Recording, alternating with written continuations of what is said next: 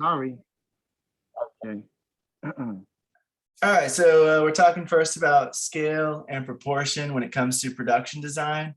I'm not sure how accurate this picture is, but it shows that the ring used for certain shots in Lord of the Rings was actually very large if you look at the person's hands on the left.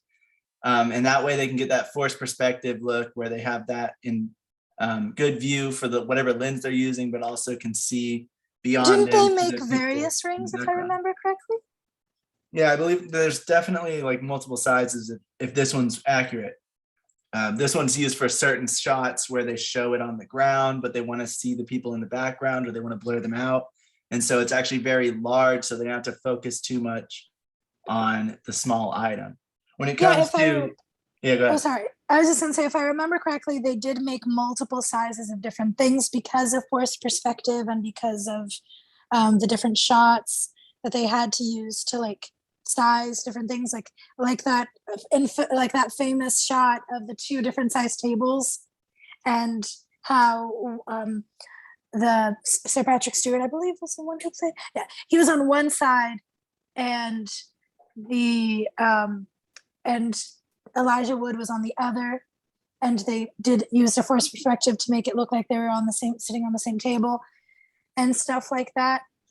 Right, and so because they were doing techniques like that, they had to have different sizes of props, and so the production designer really needed to know and to communicate with the props master that these different items need to be looking the exact same, but they need to be different sizes and they need to be used for different use cases and bringing the right one on set when it's needed.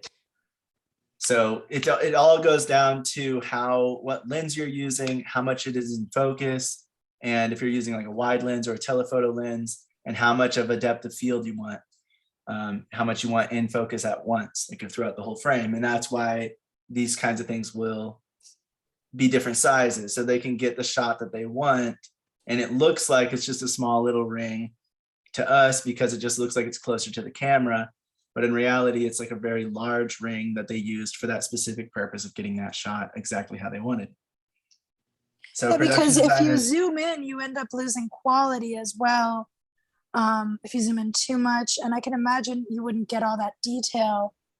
Also, the closer an item is to a wide angle lens, the larger it'll appear, but it'll also start to get distorted and be a little more stretched out. So that could be another reason why they maybe did that. Because a small ring also wouldn't stand out too much on the ground. It'd be hard to get the shot right, and it would be hard to get it close enough to the camera to look big or to be noticeable. It would also make the grass look a lot larger. Because definitely. The ring is small and the grass is longer. So what they probably did is use like fake grass or something right there to match the size of the ring, so it didn't look like the ring was this ginormous thing. It just looked like it was on the ground. This stuff comes from masterclass.com. It is letter E in the syllabus. Proportion refers to, so scale refers to the relative size of one object to another. So the scale of the ring is obviously, it's upscaled to be larger in this instance. Whereas the ring, when they're holding it and looking at it or wearing it around the necklace, the chain on his neck, it is normal size, normal scale to the people. But if you started to want something to look bigger or smaller, then you'd have to use scale to make it larger than something else so that it looks larger. If you wanted a car to look larger than a building, then you'd have to make a larger car or just a miniature building with like a decent sized car, and that way it looks like there's a giant massive car in the city. So that's what scale is. It's relative to one item to another, what their sizes are. Proportions, this is a picture, not mine, but somebody did they take cartoons from Disney or from various other companies and they make it more realistic with the proportions. Proportions refer to the different sizes of the individual parts that make up one object. So like their hair is not as wide and thick, their head isn't as round, it's more compressed. Their bodies are a little wider.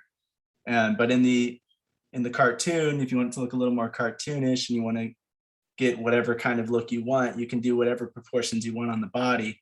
It's just they start looking less realistic the more you change the proportions of somebody's body compared to how they really would be in real life.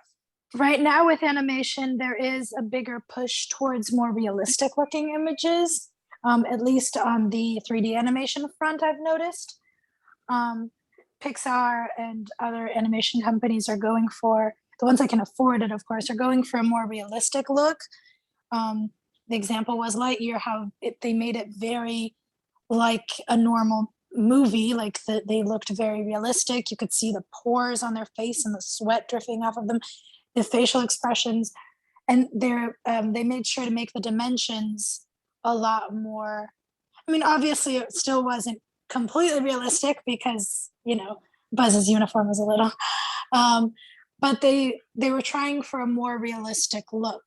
And a lot of animation is either like they're either doing the exaggerated animations or they're trying to go for a more realistic proportion or realistic look nowadays. I've noticed, at least.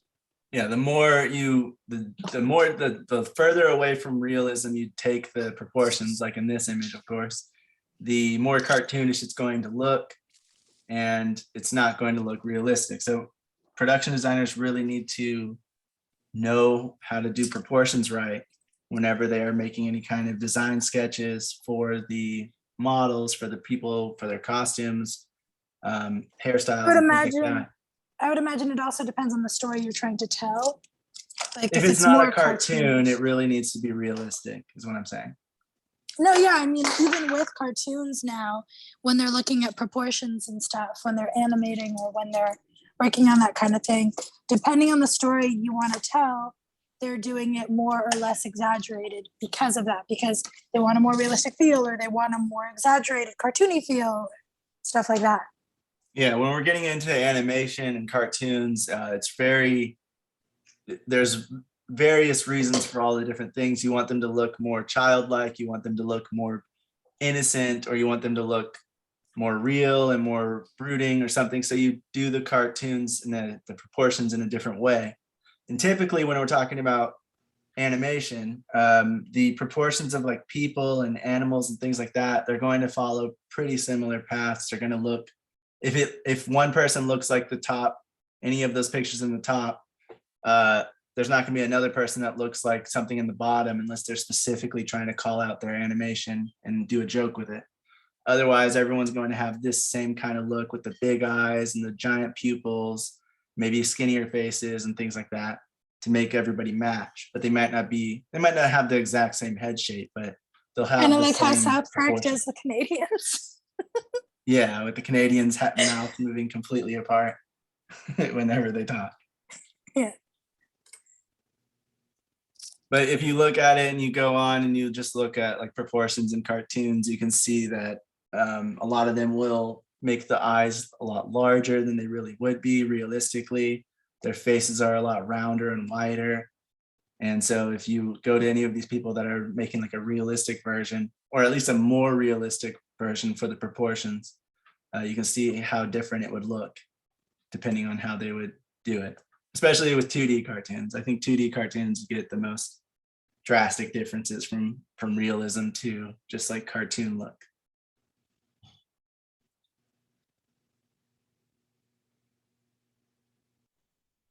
So when we're talking about scale, it's harder to tell how much space there's going to be if the production designer doesn't think about scale as they're doing like design sketches and things like that. If it doesn't have the right proportions, it may look weird and cartoonish, making it harder to tell the actual vision of the show or the film. And if it's not set to scale, it's harder to see what is going on in the scene. If they did this picture and they're trying to do a different lens, if they're trying to do a wide angle lens or a telephoto lens look, then they need to make the proportions of things a bit different and the scale of them a bit different. The things closer to the camera should be larger and the things further away should be smaller because of how wide angle lenses work. The closer you get to the camera, the wider and longer it is. And you can see that on the left side of the page, I believe they're trying to do like a more of a wide angle lens look. While on the right side of the page, they look like they're doing more of a just standard lens or telephoto lens type of look. So if it's intentionally done to try to showcase a wide angle lens or a standard or telephoto lens, then that's okay. But if it's done on accident, it can make the room look very different and very weird, which is why the production designer needs to be able to keep all of that stuff in mind while they're creating the space, making the location, the look of it for the sketch. Because with a telephoto lens on the right, if you're making a sketch of that, you want the mountain to look like it's closer to them, because when you use telephoto and you get further into more and more telephoto lenses, it starts to compress the background and make it look closer to the subject in the foreground. If you're using more of a wide angle lens, not only is the stuff that's closer to the lens going to be larger looking, but also the background is going to look farther away than it would if you use telephoto. So depending on what look they're going for, if they are trying to do a lens look, they have to really keep that stuff in mind whenever they're doing their different design sketches. Like Priscilla was saying with Lord of the Rings, they had to make a larger and a smaller version of a lot of the stuff. Larger versions for the Hobbit. So when the Hobbit's holding it, they seem smaller because, you know, they're not actually that small. It's just regular sized people, but they needed to make them look small. So they gave them larger items so that in comparison, they looked like they were smaller. They looked like their hands were smaller because they're holding the same item, it seems like, but it's filling up a lot more of their hand than it was for Galadriel when she was passing this off to him or something like that. And then they did normal sizes for the humans so that they felt regular size, like the bottle on the right. In the Hobbit trilogy, they actually had to make 3 versions of a lot of the stuff. Some for humans, because that would be regular sized. Some for the hobbits, which would be the largest size of the props. And some for the dwarves, which were somewhere in between. So they had to make 3 different sizes of them. And then even in the Hobbit, I can't remember which Hobbit movie it was, but whenever that guy, I think his name's Beorn, I think it's Beorn, comes in and he's like that guy that transforms into a bear, he's supposed to be very tall. He's almost supposed to be like a giant, kind of. A lot larger than a regular human anyway. So they actually had to make 4 different sizes of the props and keep all that stuff in mind so that the largest size of the prop goes to the hobbits, the next size up, or the next size down goes to the dwarves, the regular size goes to the Gandalf, the wizard, and then the smallest size goes to Beorn to make it look like he's a lot larger. So you can imagine the undertaking that the prop department had. It's pretty large. Yeah, so not only did they have to make one prop and make it fit the world of Lord of the Rings and Hobbit, they also had to make an identical prop, smaller in scale and size, and try to match its proportions, but just make it on a smaller scale. And make sure that all of those proportions were perfectly equal to all of the other props, because that would create huge continuity issues. If like, oh, why is this cup, if it's the same cup, why is this one different? Or like, oh, he's holding a tapestry in this one and a different tapestry, but that one looks bigger than the other, that one's not. And even in this photo, you can see that like the stuff's not exactly to proportion. Like the design on the side of the teapot doesn't look exactly the same from one to the other. And so, you know, if you really pay close attention, you might be able to catch that. But because they're holding their hands around it, it's probably something that's going to be overlooked anyway. But yeah, whenever you're doing any kind of scale or different, you just want to make sure that if you're doing 2 different scales of one prop, you want to make sure that the proportions are as equal as you can get them, because otherwise it's going to be clear that, you know, if this smaller version of this pot was skinnier, it'd be a lot easier to notice that it's a different prop than if it was just yeah, because from what I've heard, a lot of these are handmade because that is cheaper for the production than making, depending on the amount that you're making. If you're only making a couple, it is cheaper to have them made instead of mass producing or mass purchasing them. Mhm. So that's another thing that probably was part of why they don't look exactly the same. Those might have been hand painted, or they might have made it those clay cups out of, actual clay, and the proportions weren't exactly perfect. Since it is smaller, when you're working with clay, I've heard that it is also like it tends to be a little harder to control, from what I've heard. When people are talking about working with clay, like the bigger it is, the easier it is to shape, opposed to when it's smaller, it's a little easier to distort. That's only what I've heard, of course. A couple people that have done it. Yeah, and so you can imagine that trying to keep it as close in proportions as possible was a difficult task to undertake. And Lord of the Rings is kind of an extreme example when it comes to this, because they also had to make 2 different sets, one that was smaller for when Gandalf goes into Bilbo's house and he hits his head into the ceiling and he's walking around, and then one for Bilbo in like a green screen area. I think it was more green screen for him on Lord of the Rings. And so that he could look smaller when he was in there, and then they kind of just blended those 2 together to make it look like they were in the same room. Yeah, because if you actually go to Hobbiton, I haven't had the pleasure yet, but I've seen that it is smaller, not too much smaller, but it is smaller than some people, but it's also not like as tiny as it looks from what I've seen in pictures, but I've only seen pictures online. But it seems like it's not as small as we would think, but it's also not as big. So they tried to make it to where, like, since the majority of the people in that area were hobbits, I feel like, I could be wrong, but I feel like it would have been cheaper to have that created for the majority of the people that were going to be there, since the taller people weren't going to be in that area. So if you're creating the outdoor space, it's a lot more beneficial financially for you to create it for the people that are going to be there the most, which are the hobbits, as opposed to the handful of normal sized humans that are going to be interacting in it. Yeah, and so when Gandalf was there, he wasn't going through the entire place, so they just did the sets.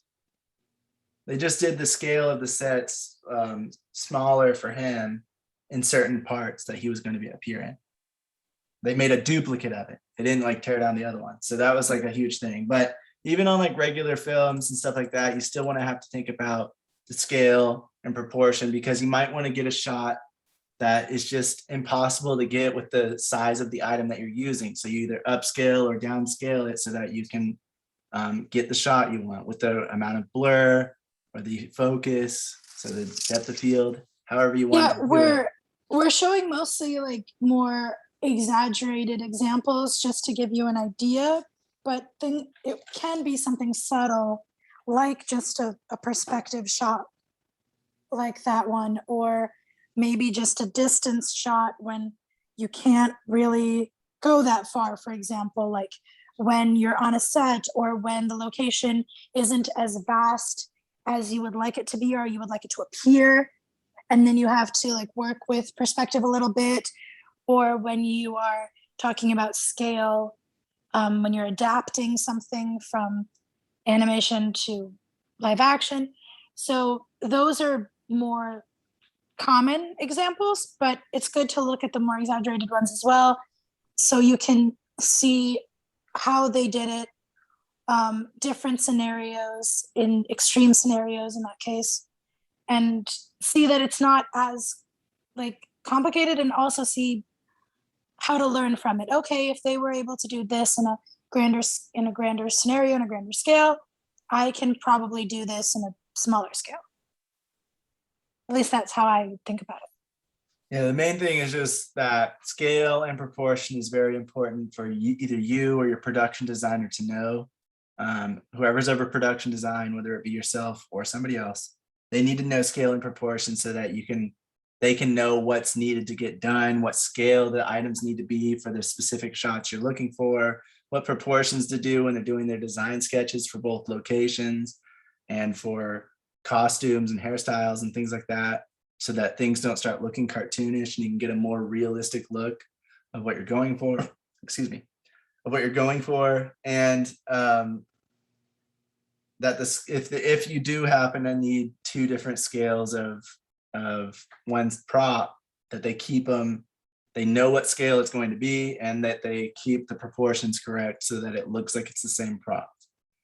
Does anyone have anything to add or questions or comments on scale and proportion in production design?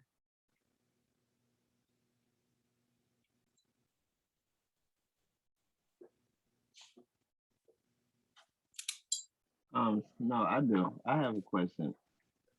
Yeah, go Now, ahead. what if, okay, so there was a, so what if the animation is, it's an animation and everything is small? So There was a movie where everything was proportioned. Remember that movie when I forgot who the actor You mean was? when you're trying to adapt an animation to a live action? Yes, and to the environment. Like a person would, you shrink down a person. like I would- in an animation, or you meaning like in a live action movie? And I it think can be I think both. what he's, oh, sorry, go ahead. It can be both.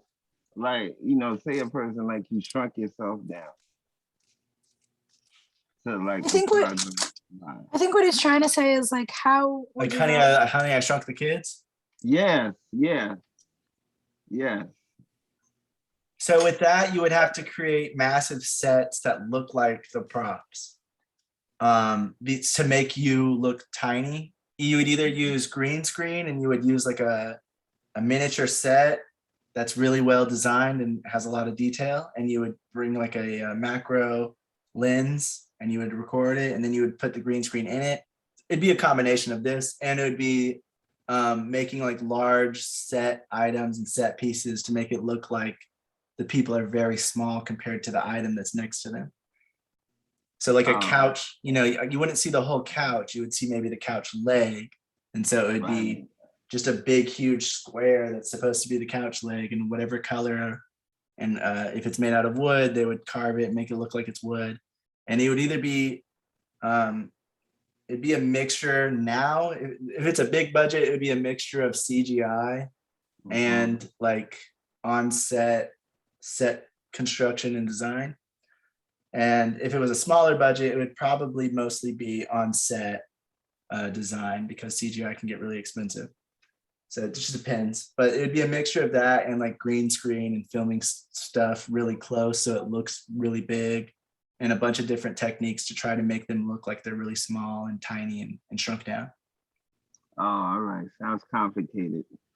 Yeah, because every item you think about, like even a penny, you would have to like make a giant version of it and make it look like a real penny, but so it would be very difficult. Really It's quickly. also like if you're adapting from a cartoon, and let's say a cartoon or an animation, and you want to make a live action version of that, and the animation is very dramatic or very just weirdly proportioned, like that. you would that in that case, I feel like it really depends on what kind of story you're telling, because I have seen both. I've seen movies where because they are over the top because the cartoon is over the top, or they're doing an over the top version of the cartoon, where they will have things that are differently scaled because that's how the universe was, and they're going in on that and they're just doing a live action version, or they will make it more proportioned to real life and make it look how it would look if it was our world. So that's more of like a creative choice, I would say, and how you want the story to be portrayed and how you want it to look. That's what they tried to do with Sonic the Hedgehog most recently, when they had the design was the thing on the left, because they were trying to make it look more like an actual hedgehog. They were trying to make it look like, you know, it could exist in our world, but everyone didn't like that because they wanted it to look more cartoon-like. And that's why they changed the proportions and changed the design for every shot. Whoa. It's also because it looked hideous. Yikes. Like it came from hell. Like it looked so ugly. Well, yeah, I mean, but it is more realistic if you look at it compared to how he looks on the right. Okay, that's another thing. that's another thing we need to consider. If it's based off of a cartoon or animation, does making it look realistic actually look good and serve the story? Because if not, sometimes you just have to embrace that it looks cartoonish or that it looks out of like different from our regular world. And it's going to stand out a little bit, but make it look like the cartoon, because it doesn't always work live action normally, like in the hedgehog situation. That looks like a really creepy Chuck E. Cheese looking Like a costume. real mouth. It looks like a real mouth. Yeah, Yeah. right. It's looking like some giant purple rat thing. I mean, it also It's happened with really- Lion King. Yeah, like the Lion King, they wanted to make it live action, but they used CGI lions, but there was no expression on their faces. It kind of, I don't know who else, if anyone else, felt this way, but it completely took the emotion out for me because there was no expression in those lions' faces. Like they were having these deep conversations and their faces was like either hungry or bored. And that's all lions' faces do. So I was just like, And see, feel someone it. made like a version that could have been like more cartoonish on the right. The proportions are very different. The colors are very more vibrant and cartoon-like, but because it's more changes the way it looks. expressive. And so Yeah, the production designer and the director and whoever else is over the creative look of it need to decide, what kind of look are we going for? Are we going for realistic, or are we going for more a mixture of real and cartoon, or are we going full on cartoon? And usually the more the proportions change, especially with eyes and animation, the larger the eyes get, the more it's going to look like a cartoon compared to. and does it really serve the story? Because look at that bottom over there with the surprise face. I think that's supposed to be Simba's dad. I could be wrong, but look at his that real lion doesn't look surprised. He looks mad or hungry. Like he doesn't look like shocked, like he's supposed to. And so it does sometimes making it when trying to transform that, it doesn't always translate well. And so that's when you need to make the choice of how to adapt it and how to mix those proportions with the live action. And sometimes it's going to look a little out of place, sometimes it's going to look a little cartoony, but sometimes that will serve the story better than trying to go for uber realistic. Yeah, but it really just depends on what you're trying to do and what the production is. And ultimately it's up to their decision, and it's up to the audience to decide if they like that decision or not. In the Lion King instance, I believe most people did not like the ultra realism they went for. So, but there's no way to tell until it comes out to audiences, for the most part, when you're making the decision, when the production is making the decision. I mean, if I'm being completely honest, if I was in there, I'd be kind of like, well, the animation is so expressive and so emotional, and it's such an emotional story. I don't think we can do this with real lions. I don't know. That's just me. They didn't do it with real lions. You know what I mean? Like, it was still animated. It was just hyper realism. I know, but you can't do it with hyper realistic looking lions. I'm sorry. To me, that's just kind of a like basic. Right, that's what I'm saying. But it's up to the production to decide those things, and they decided to go for ultra realism, which didn't pan out in the audience's favor, or didn't pan out in their favor from the audience. Audience decided they didn't like that. So, but if they had chosen the other way around, it might have worked better. But there's no way to really tell because of what happened. So, I'm just happy I got to rant about it. Yeah. No, but it did serve a purpose. It did serve a purpose. No, I got you. All right, next thing we're talking about is film festivals. This stuff comes from entertainment.howstuffworks.com. It is the letter I in the syllabus under film festivals and how to submit to them. Right there. Film festivals are annual events where films are screened and professionally judged. They are held in different places around the world. Some festivals are broad in scope and welcome a wide range of subject matter and film lengths, and others are far more specialized and maybe they only do short films, or maybe they only do films that are under a certain length, or maybe they only do a certain genre like a horror fest, and so they only take in horror movies. So you can find a wide range of different festivals doing different ranges of subject matter and lengths depending on which one you were going to or going for.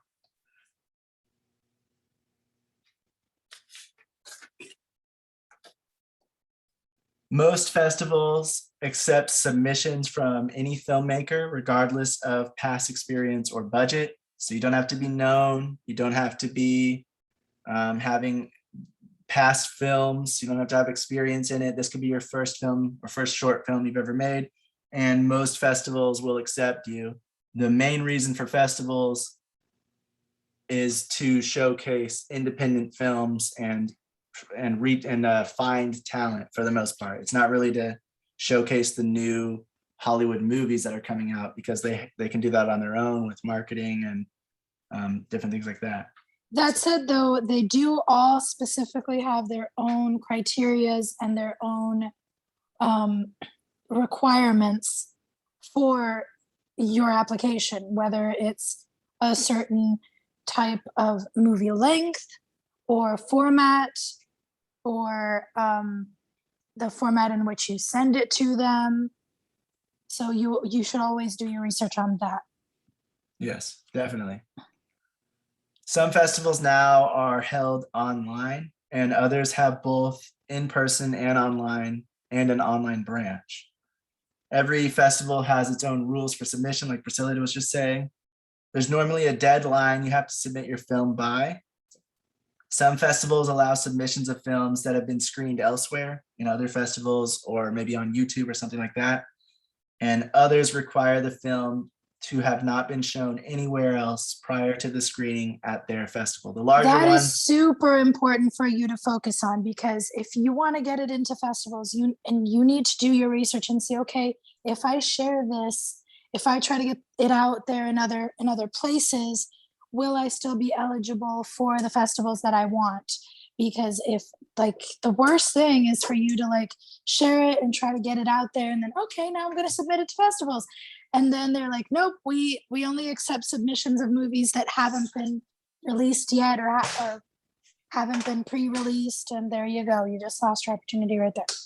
yeah, it's called world premiere. And basically they want to be the only place that has premiered your film. And those are usually like Sundance, Tribeca, I think Cannes, and like most of the larger ones, they want to be the only place that has showcased the film so far. So if you're trying to get into the big ones and you really think you have a project that can work and get into the big ones, then don't submit it anywhere else. Don't give it to a smaller festival to showcase it before the large festival that you're trying to get into, especially if you get approved by 2 festivals. You got to drop one if they're going to showcase it before the one that needs to have a world premiere. Yeah, because sometimes you want to submit it to a big one and a few small ones, but the big one only allows you to submit it if no other place has it. And then you're going to have to choose. It's going to have to be, okay, what is worth it more for me to be in this bigger one, but maybe not have as many people see it, or for me to be in a bunch of little ones. And that's going to be a judgment call. And that's, at the end of the day, going to have to be a decision that you make. Well, a bigger one, you're probably going to get more views than you would if you. No, you are, but like it really depends, because slots are a thing as well. Like when your movie shows, what day. There are certain days with like with Tribeca and with Sundance. There are days that are more like people go to more than others, and that's another thing to consider. Time slots and all that is just sometimes also the year that you submit it to, or the theme that it has, because sometimes you're submitting it to the big one but it doesn't match their theme or something like that. So there's a lot of things to take into consideration as well. Yes, there's quite a lot of information that you got to read up on. They send you all the information, or they have it on their website, so you always want to do your research when you are trying, before you even start trying to get into festivals. You want to have a festival plan if that's what you're trying to do, because they require so many different things, and you need to know what they require, what you're going to need, and also just which one, if you do get accepted into 1 or 2 or 3, if you can showcase it at all of them, or if you can only showcase it at one that needs it, or you have to make all those decisions. And you should have a plan before you get into it, so that you know what you're going to do in the case of those things happening. When submitting to festivals, you'll pay an entry fee when submitting that can range from $5 to $150. It really just depends on the festival and like how well known it is, or if they're trying to rip you off. We'll talk more about like scams and red flags when it comes to certain festivals on Thursday, but we'll stick to just like some of the basic information right now. So the entry fee to submit can cost $5 to $150. So if you're trying to submit to a lot of festivals, you need to keep that in your budget, because you're going to need to spend that much money on each submission. And you may not even get accepted into some of them. You may not get accepted into more than half of them. You probably won't. You might not get accepted into all of them. So you just have to keep that in mind as well. This is kind of like college applications. You know, you send them in, you spend $50 to $100 or whatever to apply to that college. And then the college can either accept you in or they can reject you. And if all of them reject you, all that money was just to try to get in. And now you have to try again later on. That's why I'm saying that sometimes it might be more beneficial to submit for multiple smaller ones, because yes, it's not like a big one and you might not have as many eyes in that sense, but your chances of being accepted are a lot higher.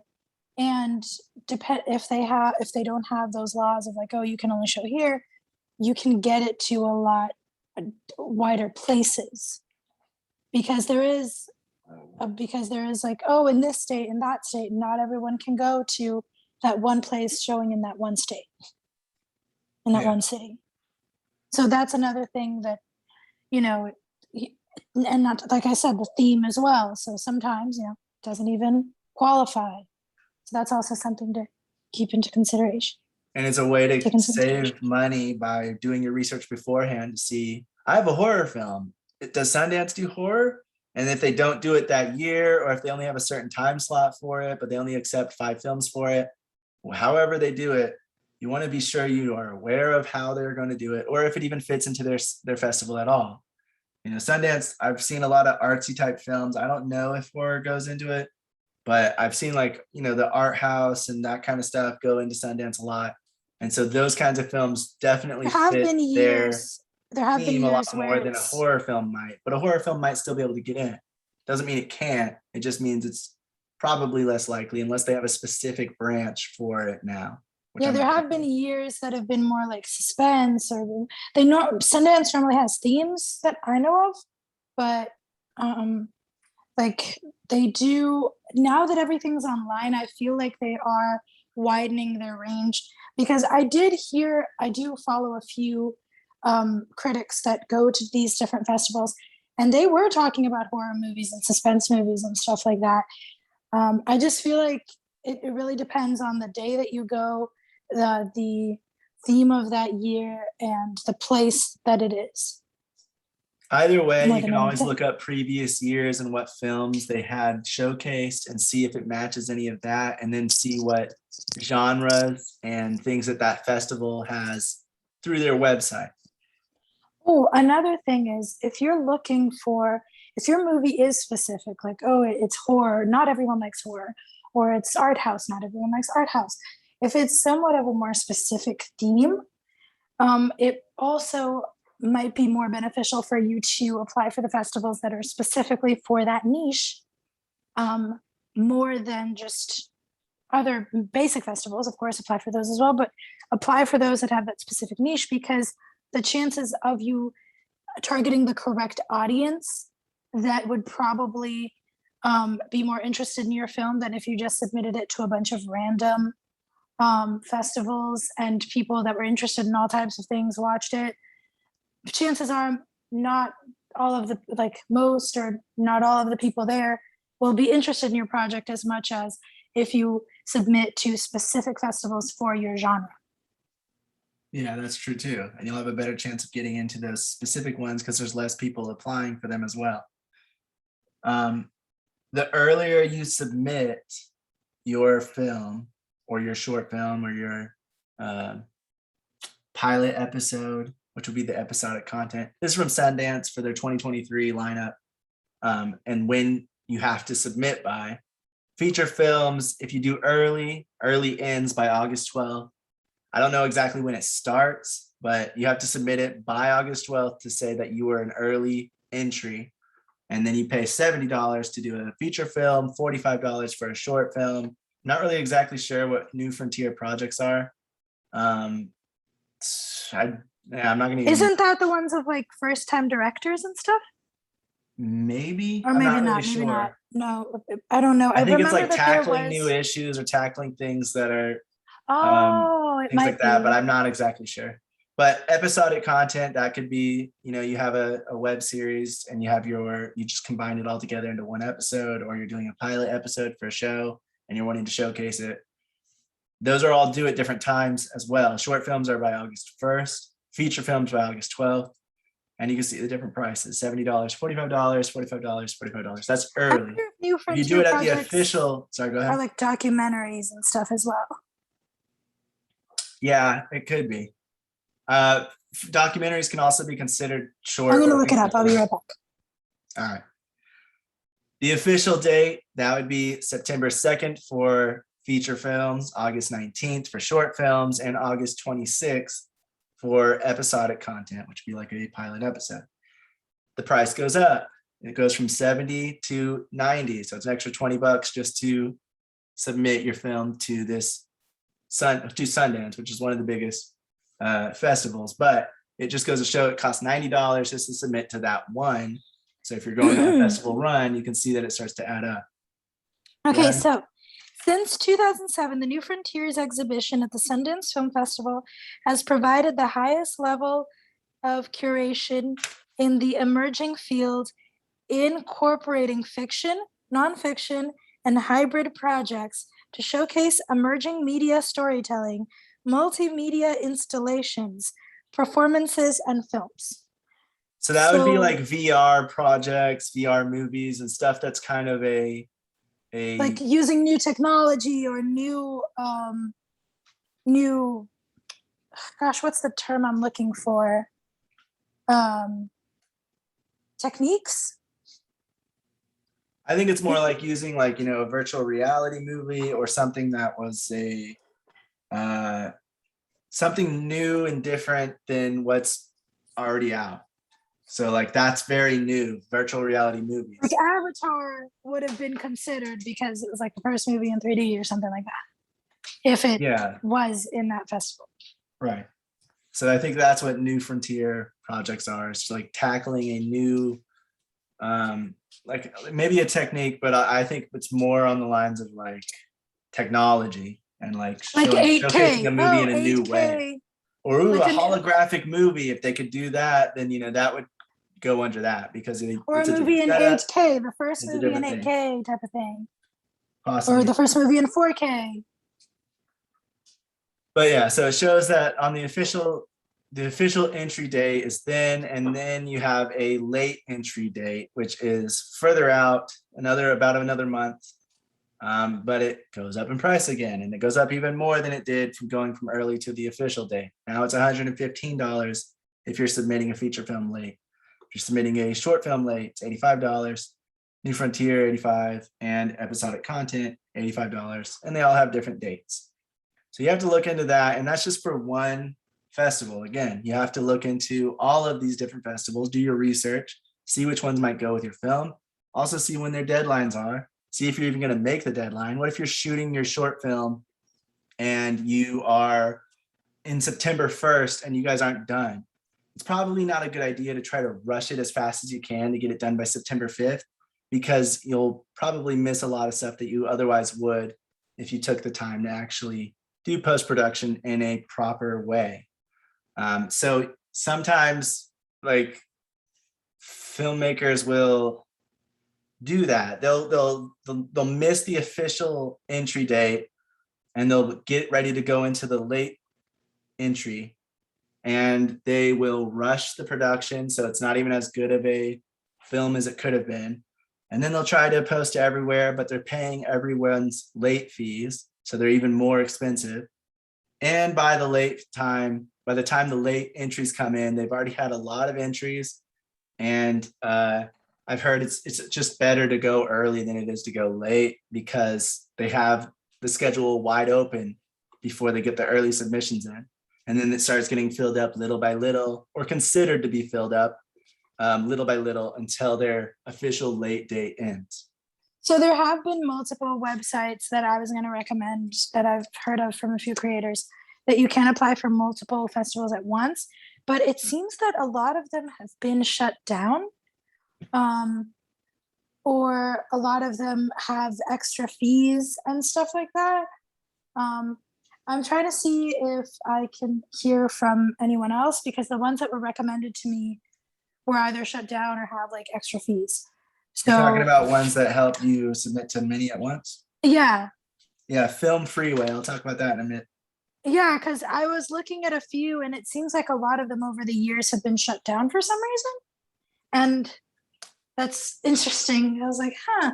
Because I went to press the links on the videos of people talking about it, or the websites, like doing a Google search. And a lot of them have like a fee, a yearly subscription, or they don't exist anymore. Yeah, and I'm not really sure the reasoning for that, but I do know that there used to be a site, I have it somewhere in my notes, that was, I believe it was owned by IMDb at some point, but then they shut it down, and it did the same thing that Film Freeway does, which is basically pre-filling out some of the submission information that you would do for each and every site, so that you can easily just go to the site and have most of the information pre-filled in. I think Film Freeway kind of just put them all out of business. I'm not necessarily sure if they were shut down exactly, but I know Film Freeway. I have Film Freeway, and it's very convenient. And then some of the bigger like Sundance is on there right now, which is the big one.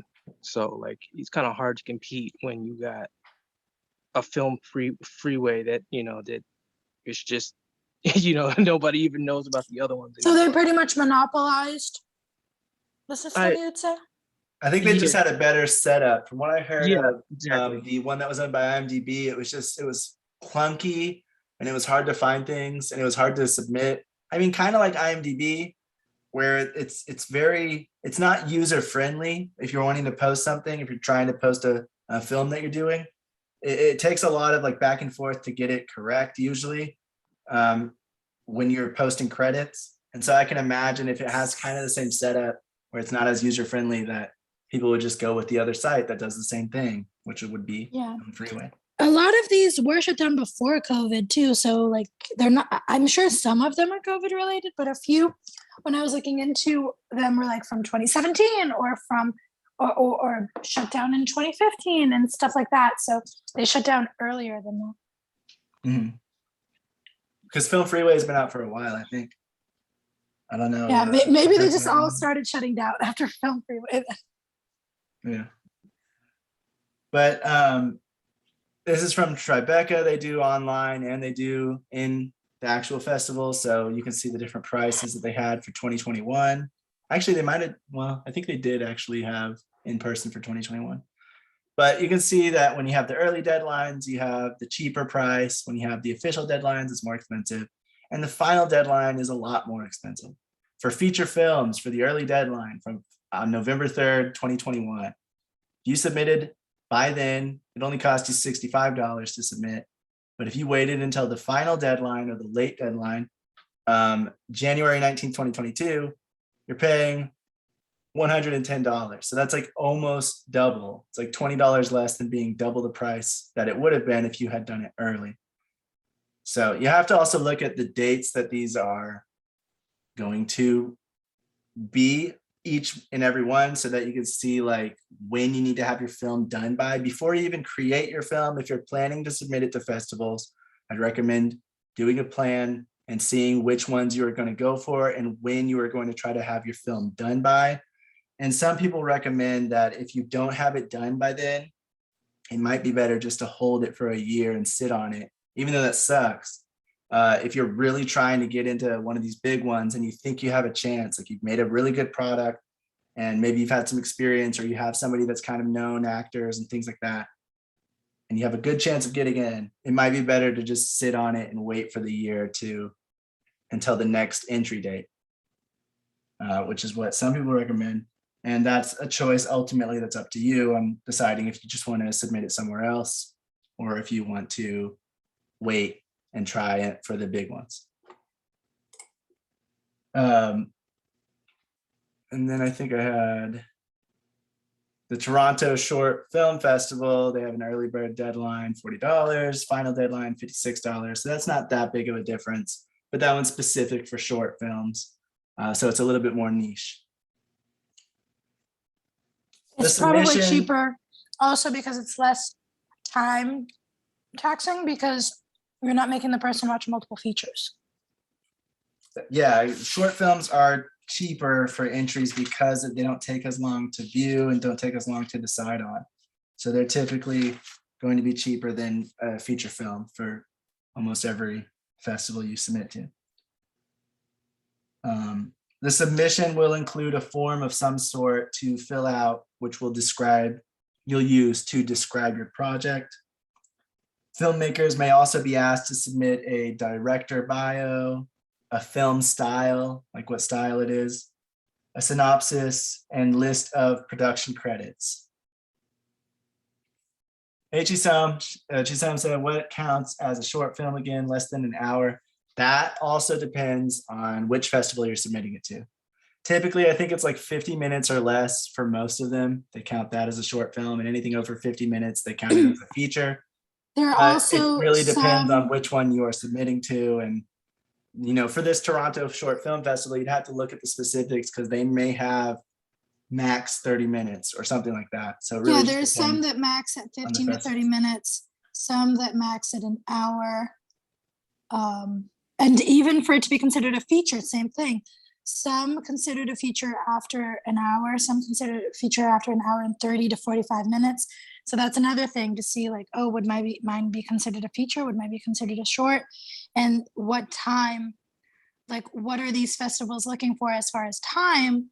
Because that's also really important, because if you make a movie that's too long or too short, or a movie that's in between and doesn't fit either one of them, or that only fits a specific number of festivals instead of a lot of them that have like a specific time, that's another thing to keep in mind and to know before creating your movie. Okay, it needs to be at least this long, or at minimum this long, type of thing. Filmmakers may also be asked, I already said that, not every film is for every festival, like Priscilla said earlier. So be sure to do your research to find the best fitting festivals for your film. Getting into Sundance or Cannes and other large festivals can be difficult because there's a lot of competition. So think of it again like you're doing college applications. If you are going for the most prestigious colleges, you're going to have the most competition, and you're going to have the best credentials, experience, and whatever else to show that you fit what they're going for. So for a film, you have to have a really good product, and you're going to have a lot more competition. So yours has to be way better, and it has to fit with their theme that year and with their overall, like the kind of the message that they go for overall. And like I said, I feel like a lot of people rush and try to go into the main festivals, and that's fine. But if you are trying to create an audience that will support you through your movie style or through your movie journey, if you're trying to find an audience for your specific niche, applying to those smaller festivals in the long run can sometimes be more beneficial than shooting straight for the big festival, because you build an audience, you build a group of people that want to support you and that like your work and that all this kind of stuff. Obviously not every time, it's a case-by-case basis, but I feel like that is something that is important to consider and that not everyone does. And they're just like, oh, well, if I can, I should submit to the big festivals. And sometimes that's not as big of a return on investment. Yeah, because you're less likely to get in, especially if you are an unknown and you have no known actors or crew. It's very hard to get into those because there's so many. So Sundance gets around 4,000 feature film submissions and 9,000 short film submissions a year. according to filmindependent.org. Out of those, 120 or so of the features are accepted. So out of 4,000, it gets narrowed down to 120. And only around 60 to 70 of the short films get accepted. So out of 9,000, 60 to 70 are taken. And that is why there's so much competition. It's much less likely that you're going to get in there unless you have a really good product that fits with their festival. And like I said, if you do, and it's a specific niche, the chances of the audiences that are going to like it or be there for it might also be smaller. Mm-hmm.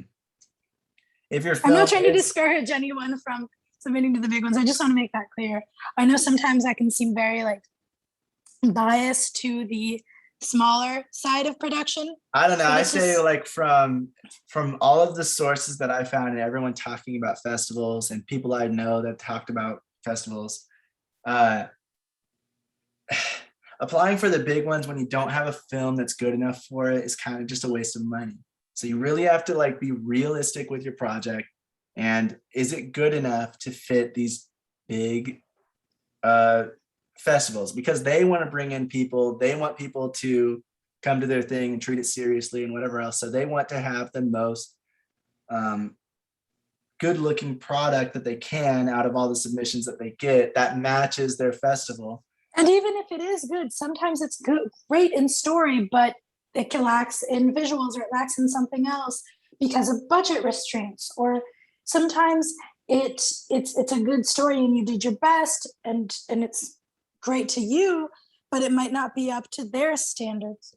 Or sometimes it's great, but it just doesn't fall under that niche, or it's your first project and you don't have big name actors or like something that will make your film stand out from the 4,000 submissions.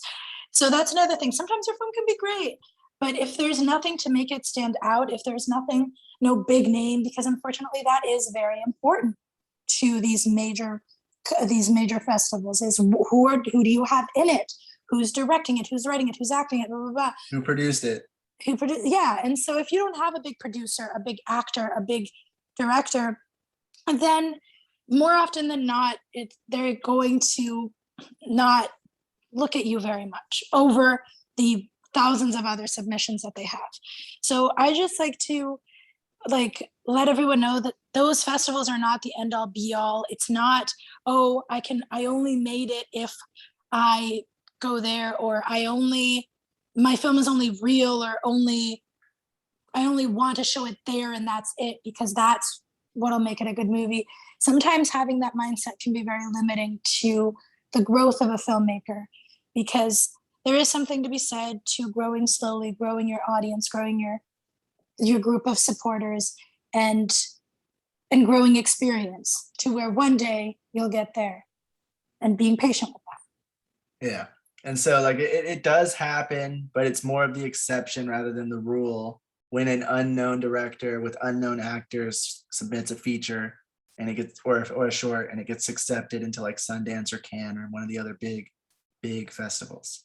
So you have to be realistic with you can try, but just realize that it's probably not going to be selected. And if it is, that's amazing and great, but you shouldn't get all your hopes up and tied down to the big ones only, because if you're unknown and you have unknown actors and things like that, most likely you're not going to be selected. So just realism, just keeping a realistic expectations, I think, is the main thing when it comes to trying to like get into these kinds of things. And also, if you've set the money aside for it and you want to try to okay, I think my story is good enough, I think the film's good enough, I'm going to do this. I'm going to separate my finances in the sense that I'm going to apply for the big ones this year. And if I don't get them, I'll apply for the smaller ones next year. Have a strategy when applying for these things so that your finances don't just go all down the drain into a bajillion different companies, different festivals. Have a financial strategy, have a application strategy. I'm going to apply for this many. I have this much in my budget. like add that to your budget. Okay, how much do these cost? How many can I apply to this year or next year? Or how many can I apply to without breaking the bank that I think are actually realistic and worth it? Sometimes it might be beneficial to wait another year and like, okay, I didn't get those. I'll wait another year, save up a little more and apply next year, or I'll just release it on YouTube and or on Vimeo or on Tubi and that kind of thing as well. So Or trying to go, if you have a feature film, you could also try to go into the film market and sell it if it's already completed. Or just to get a distributor. So I mean, there's different avenues with There's a different feature film, strategies, especially yes. with short films. It's a little more limiting. Short films don't usually get picked up or paid for or distributed because they're not looked at as important as feature films for various reasons. There's already plenty of feature films, so they don't usually take short films. You can go on Netflix, you can go on streaming services, and you don't really find that many short films. You find films that are like an hour and a half or longer most of the time. The ones you find are awesome, though. At least the ones that I've seen. What, short that they films? have. Yeah, like remember the short films we found on Netflix? Those are really good. Yeah, so some can be very good, and that's probably why they picked it up, because it was good enough to get into their platform. But for the most part, short films don't really make any money and don't really break even. They're more for experience, exposure, and building a community, building contacts, and showcasing maybe an idea that you want to make into a feature film, so that you have a better visual of showing people like, here's what I'm going for, distributor. Can you proof of concept? feature film of it? Yeah, proof of concept. All right, but with the festivals, if the film is accepted into a festival, the film will be screened for judges as well as the audience. Judges are normally film critics, professors that teach film, or other filmmakers that judge the film based on artistic merit, production value, creativity, and overall. How much you paid them? No, I'm kidding. I was gonna say how much you bribed them. Nah, I wouldn't doubt it for some. I'm not saying the I biggest wouldn't doubt ones, it but either, definitely but- for the smaller ones, I'm sure, yeah. But for legal reasons, we're just joking. Creativity and overall impression. Judges vote for their favorites for a number of different awards. So then they say, which one had the best actor, acting, and then they go into it and pick one. They choose their favorite, and then whatever the majority of judges chose is the one that won best actor, that kind of thing, or best actress. Many festivals also allow the audience to vote to get an audience choice award if the majority vote for that project. So even if the judges don't vote for anything, if the audience really likes it and they really enjoyed the film, then they will be able to choose that for the audience award, and festival will give out the audience choice to whoever won the most audience votes. There may also be, when you're going to an actual festival, there may also be ongoing workshops while screenings are underway. And those could be workshops on screenwriting, film production, finding an agent, and other subjects that are based on film. And they're usually open to filmmakers and anyone else interested in film. You don't even have to be actually at the festival, but you could still go to those kinds of workshops to really learn from people who are either in the industry or kind of know what they're talking about. Maybe some professor that's doing it. Some have workshops on new cameras that are coming out. I saw somewhere. I thought that was really cool. The new technology. The new technology and equipment. Yeah. Yeah. And so festivals aren't just screenings of movies. They are also, at least for the bigger ones, they're also a way for a lot of different people that are interested in film and filmmakers to come together and do workshops and see what's new in film. And it's kind of like a showcase in some parts. And then again, when we're talking about film markets, there's also some film festivals that also have a tied in film market that's happening at the same time. So typically, if you're going to a film festival as an audience member or something, you're not really going to go to the film market just to look and see what's going on, because that's just for buying and selling films. But if you're the filmmaker that's making it, some of those distributors might be out in the festival looking at the movies and then making deals and then bringing them back into the film market to have like a more business discussion about it and kind of get a deal going. And so depends on which one you're going to, but some of those do all of those and more. Like Cannes does a lot at once, and it's spread out through a few different areas so that whatever you're going there for, you can find a lot of different things to do with film, not just the film festival itself. Some notable film festivals for North America are the Ann Arbor Film Festival, the Miami International Film Festival, Seattle International Film Festival, otherwise known as SIFF, South by Southwest, Sundance, which I forgot to pull up their website, Telluride, Toronto International Film Festival, or TIFF, Tribeca. That's not in the US, but that's I North said America. for North America. These are usually the ones Okay, I that thought you North said Americans will go over and like go to a different country for and things like that. So also North America is No, I thought you said US, not North America. okay. Sorry. I'm not that dumb. Goodness. Then around the world, there's the Cannes Film Festival, which is like one of the biggest ones with Sundance, and that's in France. And it's not pronounced Cannes like I was pronouncing it earlier. It's actually Cannes. So He was very Yeah. frustrated at that, finding out that he man, pronounced I it pronounced wrong. It was a whole thing. Honey, I can't believe you pronounced it wrong. And I was like, honey, Berlin people do it all the International time. Film Festival and the Venice International Film Festival. So those are some of the major ones. And then of course there are smaller ones. There's Toronto Short Film Festival, like we saw, which is basically just for short films. But because it's just for short films, it's more niche and it's different dates than the Toronto International Film Festival. So also this goes into like some of the kind of scams that we'll be talking about on Thursday, but watch out and make sure that you're actually going to the real site with the real name, because you might have the Toronto Film Festival and it's like you're thinking it's this one, but this one's the Toronto International Film Festival and the other one was made last week while this one's been ongoing for years. So you have to watch out for that kind of stuff, but we'll talk about that again more on Thursday.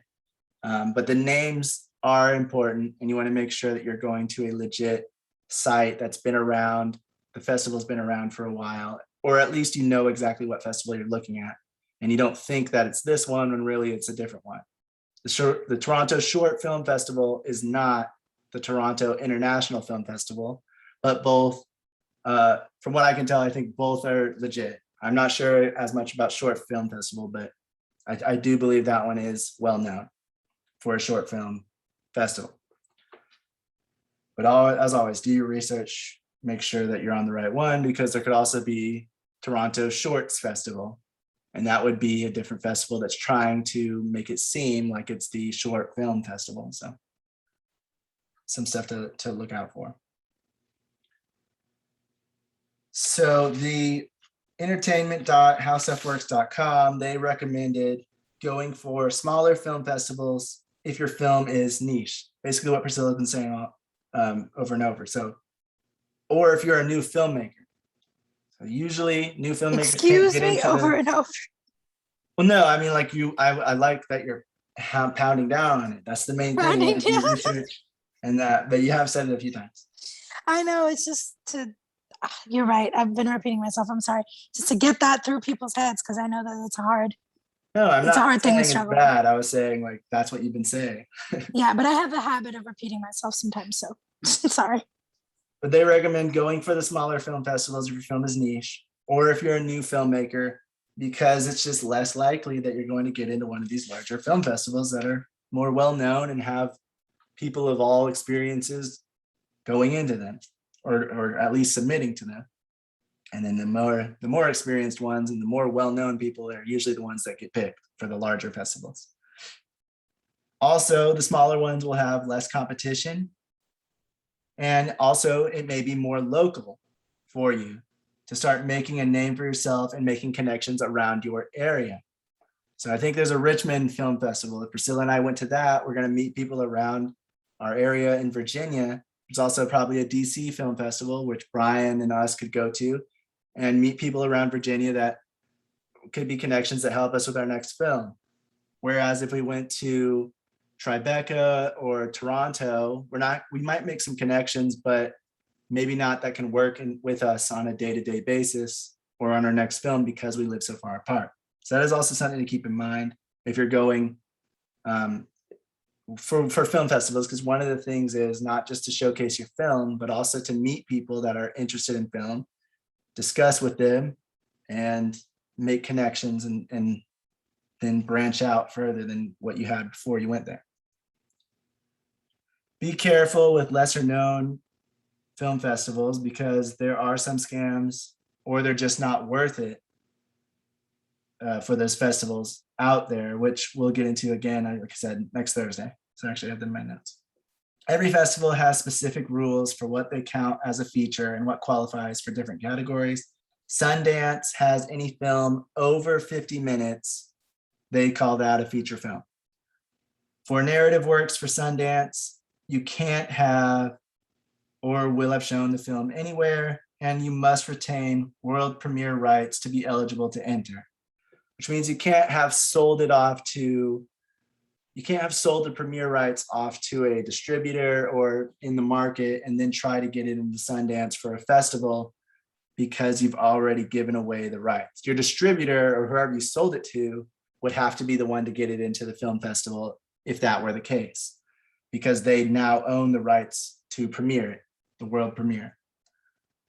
So whoever owns those rights are the ones who have to apply to Sundance for your film.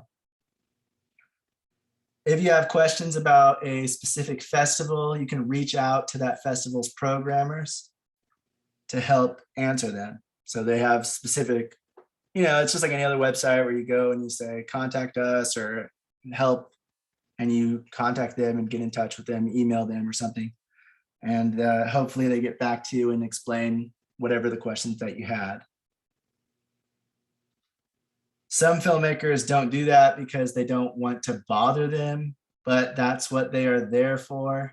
And many of them like to collaborate and help filmmakers. They're either volunteers or they've been doing it for a while and they actually like meeting new people and talent and aspiring filmmakers. And they like helping them out. That's what their job is. They're the programmers of the festival to help communicate whatever is needed and help everything run smoothly. And so contacting them, as long as you're not harassing them, it's not a big deal. And it's usually actually wanted by a lot of them. This stuff comes from nofilmschool.com. It is letter L in the syllabus. Actually, no, it is not. I deleted a few things. So this is, I actually don't know. Well, anyway, it comes from nofilmschool.com and it is based on film festivals. So you can easily look that up if you want to research the rest of this. Sorry, I deleted some of the sources out because they just didn't add anything. So I shifted around the letters.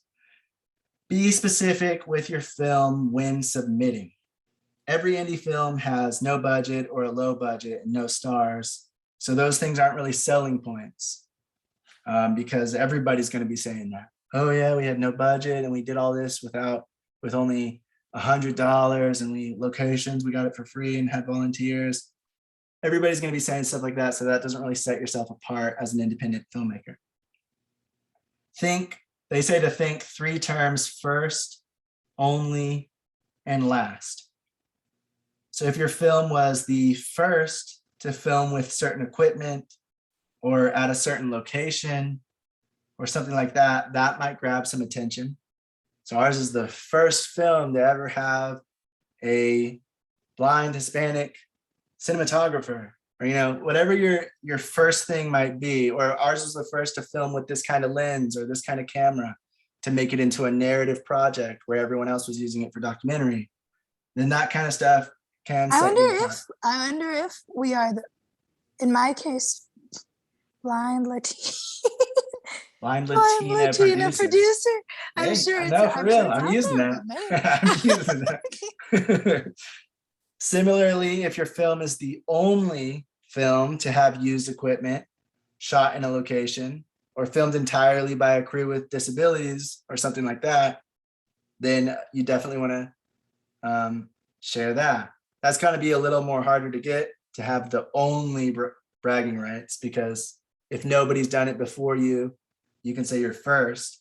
But if nobody's done it after you either, then you're the only one to have done that. plus, at the end of the day, people, it's no use in playing the blind card in my case, or playing the Latin card if your movie isn't genuinely good. Don't try. I mean, obviously, I would say do it. That's what they're looking. Yeah, That's some of the criteria that they're looking for is try to honestly stuff like that. Some of I the know. some of the criteria that they're looking for is honestly stuff like that, whether it's a good thing or a bad thing to people with disabilities or different races or No, whatever love the criteria representation. is, it still does help set yourself apart, even if your film isn't the best. And honestly, I'm just saying, don't rely solely on that. Put work into it, because a lot of people go into it being like, oh, well, I don't have to work as hard, or I don't have to make it as good because I fit all the minority boxes and I'm going to qualify for these grants and all this stuff. Put work, not saying that most people go into it that way, but I know that some people think, oh, well, I'm probably going to be more niche in a more niche area, so I will put more work into this aspect and not as much work into that one, because since I have a more niche area, I will probably have more chances. And so they cut corners here and there. I'm not saying they like half-ass it completely, but I'm saying they cut corners here and there because they think it might be easier, or it might be more niche, and there might be more of an opening. And that might be true. But I'm just saying, if you can, go into it with the mentality of, I'm going to try to cut as little corners or no corners at all if I can. I'm going to try to put think of every single little detail, even if I don't necessarily need to, because that makes a difference, you know? And it's just an extra step at the end of the day to making your work, to building your work ethic, to building your preparation for those demanding, for the demanding, not only workload, but also the industry itself is all I would say. Yeah, that and there's made other any ways to sense. separate yourself than just ethnicity and disabilities and things like those kind of things. You can also, like I said, equipment, or if you're like, before people were filming with their iPhones, whoever did that first could say, yeah, we're either the first or we're the only film that has shot completely on the iPhone 10 or 11 or whatever iPhone it would have been. I think the first one was an iPhone 7. Wow, that's pretty old. But yeah, see, so Yeah. then that would set them apart because, oh, wow, you filmed all on your phone. So that could set them apart. Or, we're the only ones who filmed, who had the cinematographer on a pogo stick while he's filming, whatever the crap it was. You could do whatever to set yourself apart. And that can honestly be a way to kind of try to set yourself apart in part of your festival run plan before you even start. You could think of things like that. Hopefully you're not going to do the pogo stick as well. thing. It could definitely help with market your film. Like, oh, we have this that's unique and different, or that we took this extra step, or we made sure to give these people a voice. That's a great thing, and it's a great way to promote and set yourself and stand out in a crowd.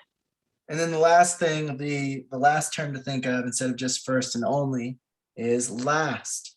So if your film was the last time a location was up before it was bulldozed, so we were the last one to film at this place, or before it actually got destroyed or demolished or whatever, like we were the last ones to be able to film there, or we're the last piece of work that an actor was in before they passed away.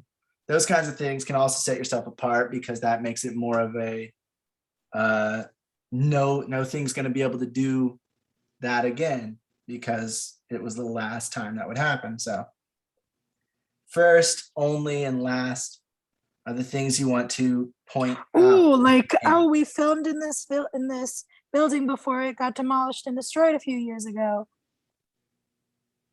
Yes. Or because I've heard of that too. My like, exact my oh, sorry, exact honey. I'm example. sorry. I am so sorry. I was putting dishes away and I didn't hear that. Forgive me. I'm really sorry. I do pay Yeah. attention, I promise. But yeah. One thing that is a tragedy, but was like in Christchurch, there was an earthquake a few years ago in New Zealand, and they had to rebuild churches, they had to rebuild schools, they had to rebuild a lot. And so, I'm sure that footage or things that were filmed there before that probably stand out because, oh, this is how it used to This is look the last before. time something was filmed here before it all burned down. Notre Dame, for example. Notre Dame before the fire. Places that were filmed in Europe, and they showed Notre Dame before the tragic fire and how it got destroyed and everything. I'm sure that, wow, look at that. Or when we see the Twin Towers again on the, it's uncomfortable, but like when we see it on TV, you're like, oh wow, yeah, it used to be there. A lot of movies had to like change a lot of stuff because of that, because of the towers and like timing and stuff. So, but it can also be used for good, basically. Well, yeah. Not in that The instance, but last you know what I time mean. you shot when they were not destroyed or whatever. And you can also Yeah. say, this was the last thing this actor was in before they died, or this was the last thing they were in before they retired. So they stopped acting. Like And Jim so we have Carrey, the last supposedly. film that they decided to retire on, and that can really stand your film apart. Like for Jim Carrey, it's supposedly it's gonna be Sonic 2. Interesting choice to retire on. Yeah. If you can, you want to send info and projections of how you think the film will be received. Any work you've done in terms of audience engagement, things like that. So if you have social media and you've been reaching out to audiences and kind of like showing them little snippets of behind the scenes stuff and whatever else, and you have some kind of engagement with comments, with likes, with views, you want to share that kind of information with the festival so that you can say, see, people are interested in this. And they say to definitely reach out. Most programmers will say it doesn't help or hurt your chances, but if you show more effort and can get a programmer to remember you, then it typically does help, even if it's just subconsciously, because then they're like, oh yeah, I remember this person. They emailed me a few weeks back, and so even if they're not like picking you because of that, it still does. Usually, I mean, I would assume it helps because you just showed more effort than somebody else. And if they've talked to you before, they might remember you. And then even if your film's maybe it's the same quality and the same amount of good as somebody else that they don't know, then they're more likely to pick yours because they remember you over that other person. And they're both equally as good. And I have heard that a lot of people submit with the bare minimum or do the bare minimum, thinking like, oh, mine is so special that it's just he's bound to think I'm amazing or call me back because of it. So people that do take that extra mile and show their dedication and their humility, they do stand out in some cases to some people in the industry, I've heard. They say don't tell your life story, because they're not looking for the huge long email of why this is the most important thing to you in your entire life and whatever else. And also don't forget to ask for a waiver, which allows you to submit without a fee, because just asking for them from certain programmers and certain festivals, they may just give it to you so that now you can submit without a fee. So it's called a fee waiver. And so when you're reaching out to the programmers, that's always a good thing to ask for. Hey, this is why I like this, and this is what I'm going for. And I was wondering if maybe I could get a waiver. Yeah, they can definitely be hard for some people to grasp because, it's a passion project and it is an art form in a way, like this industry, but it's also a business. And so at the end of the day, you have to understand that no one's going to care of how much this story means to you more often than not. No one's going to care if you spent your life savings on it. No one's going to care if you're super passionate about it. If it's not good, if you don't have something to make it stand out, if you don't have a good pitch, if you don't have a good story, if you don't have a good slug line, slug line? Is that, am I saying it right? Log line. Log line. Slug line is the on the right, script. right. If you don't have a good log line, none of those things are going to matter, because at the end of the day, it's a business, and they see people like you every single day, multiple times a day, saying the same exact thing. Everyone thinks they're special. Everyone thinks that their work is that their work is the most important thing ever. You have to show them why. I think they were given God's hands to create this magical miracle. Masterpiece, yeah. Yeah. And other people aren't going to see it that way. So it is important to keep that in mind. And that is where the keeping realistic expectations comes in. But it doesn't hurt to contact the programmers and try to ask to see if they will waive the fee. But be polite about it. Don't be harassing, and don't just be annoying. And that doesn't mean you can't show passion either. It's just use your passion for a purpose. Like, don't just prove them why you think it's the best thing. Pitch them in a way that they're going to see what you see. Or if you're passionate about it, it'll show through. Yes. Whether it's through email or not, it'll show how eager you are to share this and how important it is to you, without you saying, oh, this is the most important thing in my entire life, and if I didn't have this, I'd probably just kill myself. So, I mean, they're gonna see that you feel like it's important just from you expressing how important, or just the story, and like seeing how important it seems to you through your description. But you want to keep the email reaching out to them brief and to the point. Too long, and if it drags on, they might not even read it, because they're probably getting a lot of emails, and they don't have enough time to read through 8-page emails from every single person who submits or contacts them. So if it's too long, they may just like either skim through it, which means they're not paying as much attention as you wanted them to, or they are just not going to read it and they're not even going to reply. And you don't want that. So keeping it brief and to the point, paragraph or two, is usually the best. Also, don't get discouraged if your film isn't accepted into any festivals. It doesn't necessarily mean that your film was bad, and it doesn't mean that it isn't marketable or anything else. It just means that it wasn't right for the festivals, the time, or you just didn't pitch it correctly to the festival programmers. I would also add, try adding, if possible, a snippet of either a scene or the log line or those things. Don't be, because a lot of people are like, oh, what if if it's a small portion, and if it's showing what you can do, don't be afraid of that. Don't hold your project so tight that you don't allow any room to actually pitch it or to actually tell the story, because you're so afraid, oh, I can't tell them what the story is completely, because they might steal it, or they might, like, a movie might appear similar to it, and I might think, this or that. So especially when you're trying to submit to festivals, because at that point your film should be complete, and you should if have the somebody rights else to does want to steal the idea and come out with it, yours will already be posted somewhere before that. And patented, not patented, but like copywritten. Possibly, yeah. They give the analogy, so if you're getting discouraged that your film wasn't accepted to festivals, they give the analogy of, if you're going out of a grocery store, anything you didn't buy is complete crap. And that just doesn't make sense. There's a lot of good stuff in there, but you could only buy and store so much of it. So it doesn't mean you didn't want to buy the other stuff.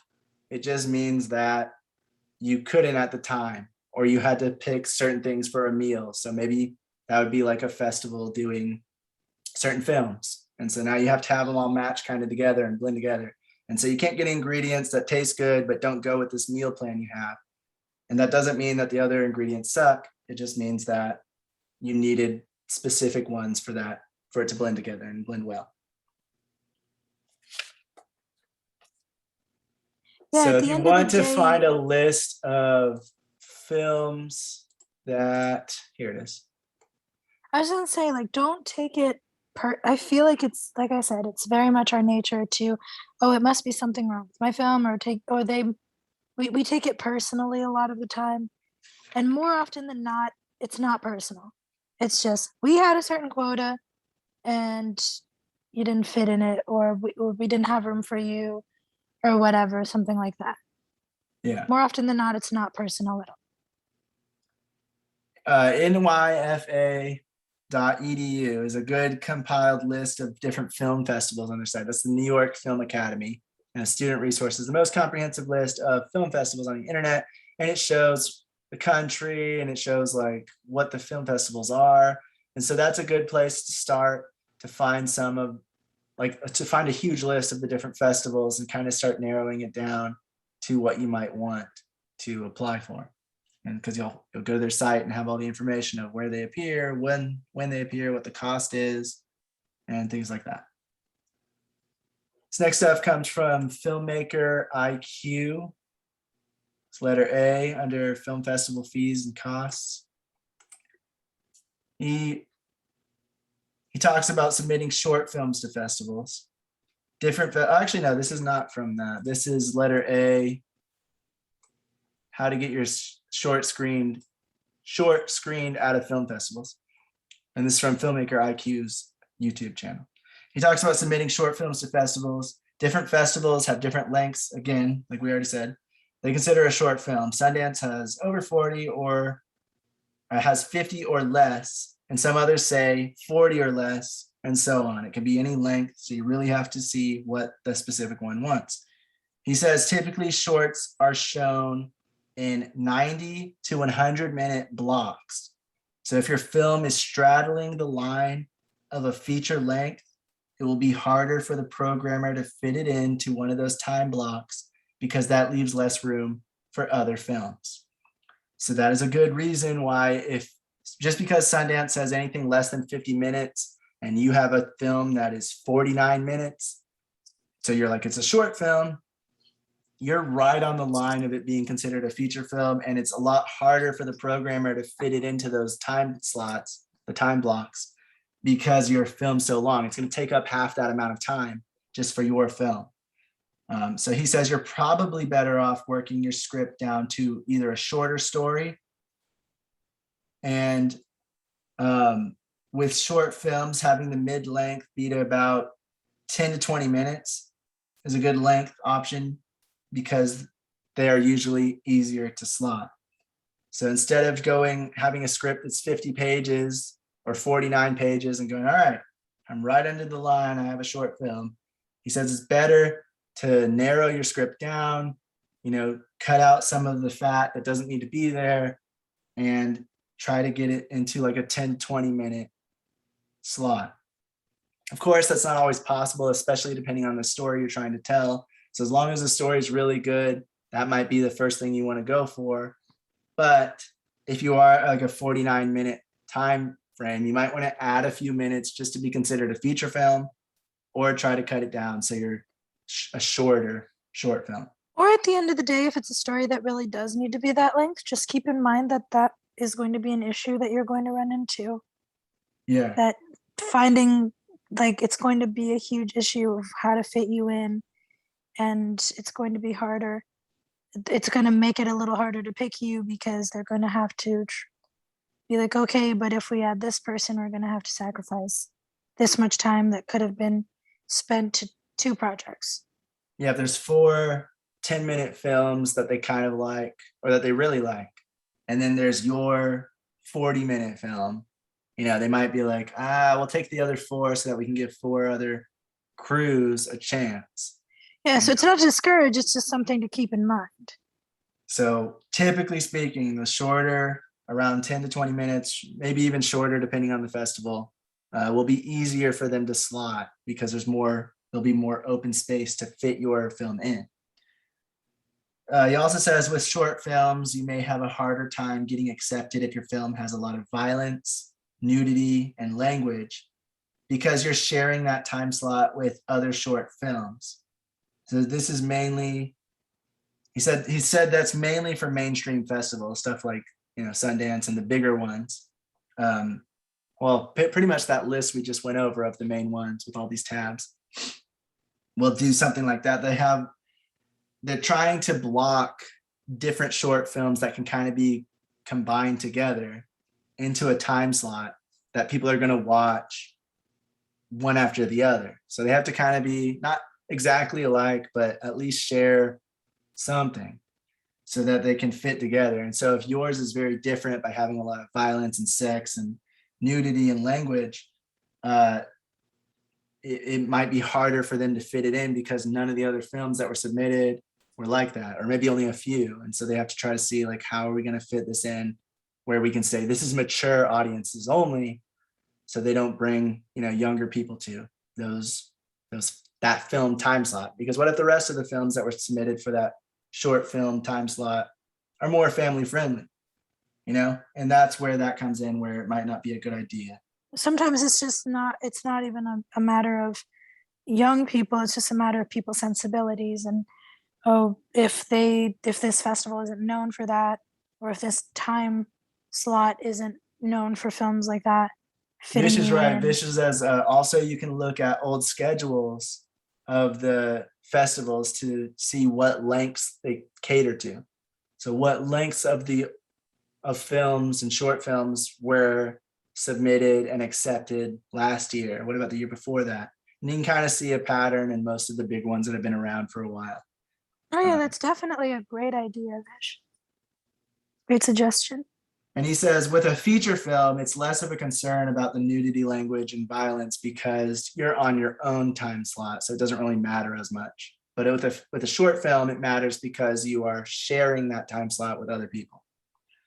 He recommends trying for local festivals, as you'll have a better shot getting into them, because some festivals also want to show local talent.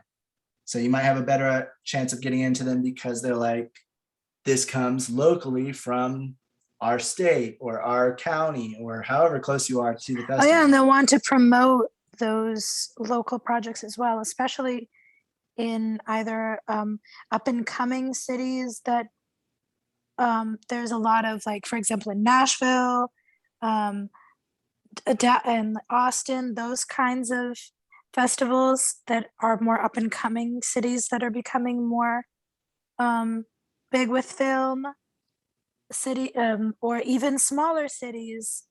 I think Ohio has one or two, because there's not as many filmmakers. Right, and so they're trying to show, like, look what we here are capable of. This is what our people around this area are doing, you know. And so they like showcasing local talent.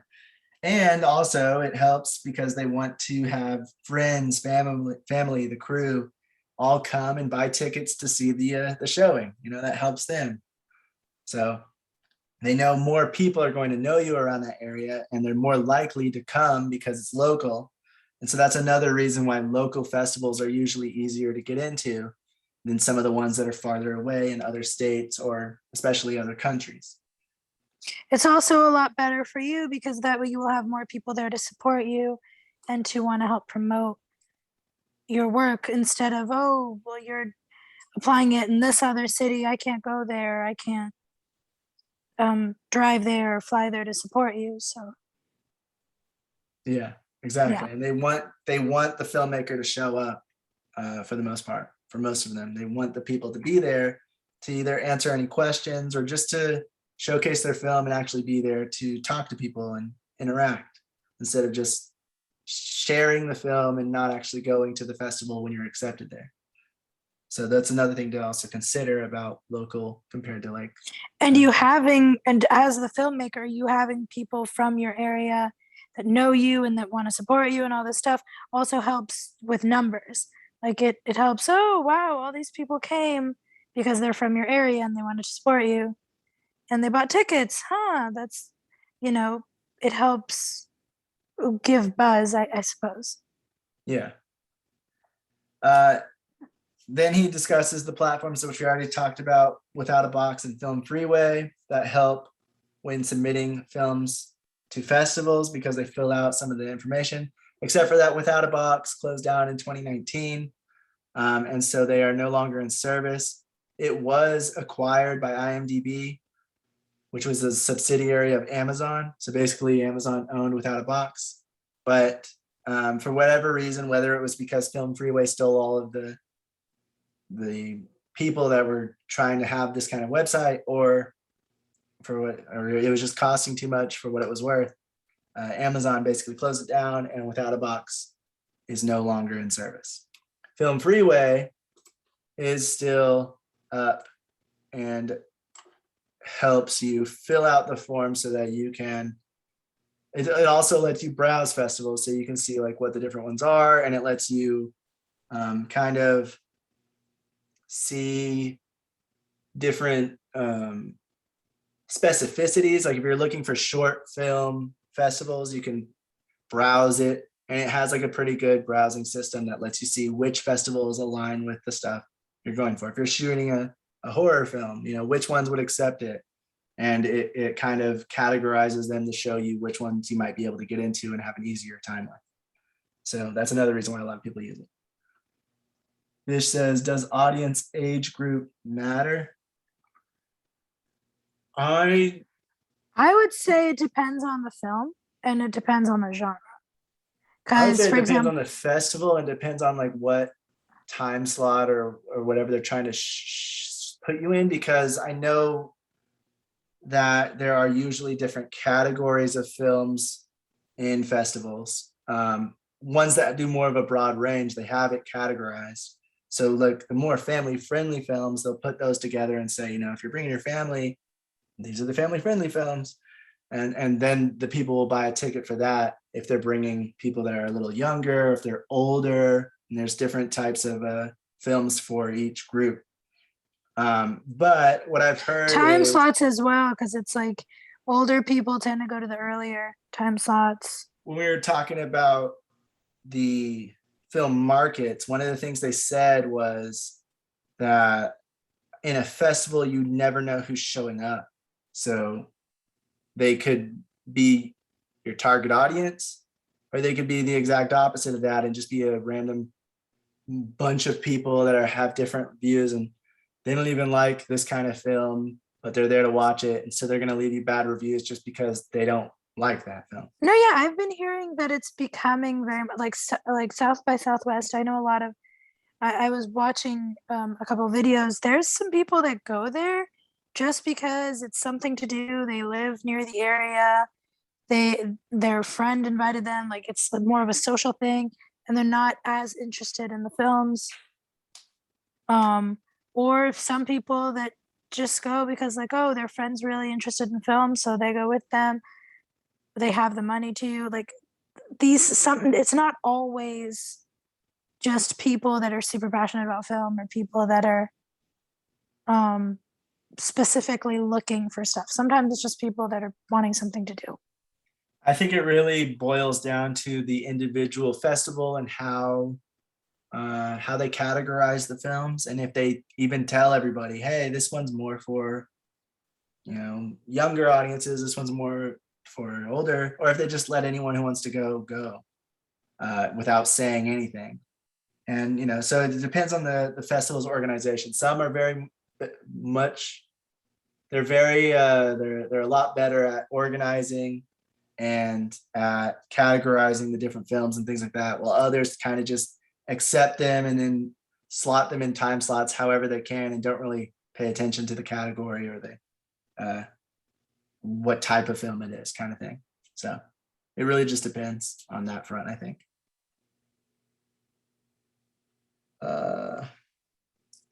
When you are selected for a festival, they're going to give you the requirements for the master and specifications you need to deliver to them. So they'll tell you what kind of audio they need, what kind of video it needs to be in, and format, codec, all of that stuff. They'll say it has to be this, that. And you need to follow that. You need to read those instructions to the letter and make sure that you are getting it all right. Because if you get it wrong, you'll have to redo it. And by that point, it might be too late and they won't be able to showcase your film because you ran out of time for them to actually get the film, even though you were accepted. So you have to read that stuff and make sure you're getting it exactly as they need it. And if you don't know how to do it yourself, you have to pay somebody or get somebody to help you do it to get it to that specifications and those requirements. They'll also want any press materials like the poster, artwork, and stuff like that. And keep in mind, if selected, you definitely want to try to attend so that you can network, learn from others, and grow as a filmmaker. And also keep travel costs, hotel stay, food, and the festival fees themselves in mind if you plan to attend. Hopefully you set money aside in your budget for that kind of stuff. That's what I said. Yeah, Before you plan get into the filming. in your budget for the festival run, for the festival costs, and that's not just how much the festivals themselves are going to cost, but also expenses to go to those festivals and stuff like that. Yeah, because all that's going to cost, it depends on how long you're staying there and how far away it is. And you need to look into all that.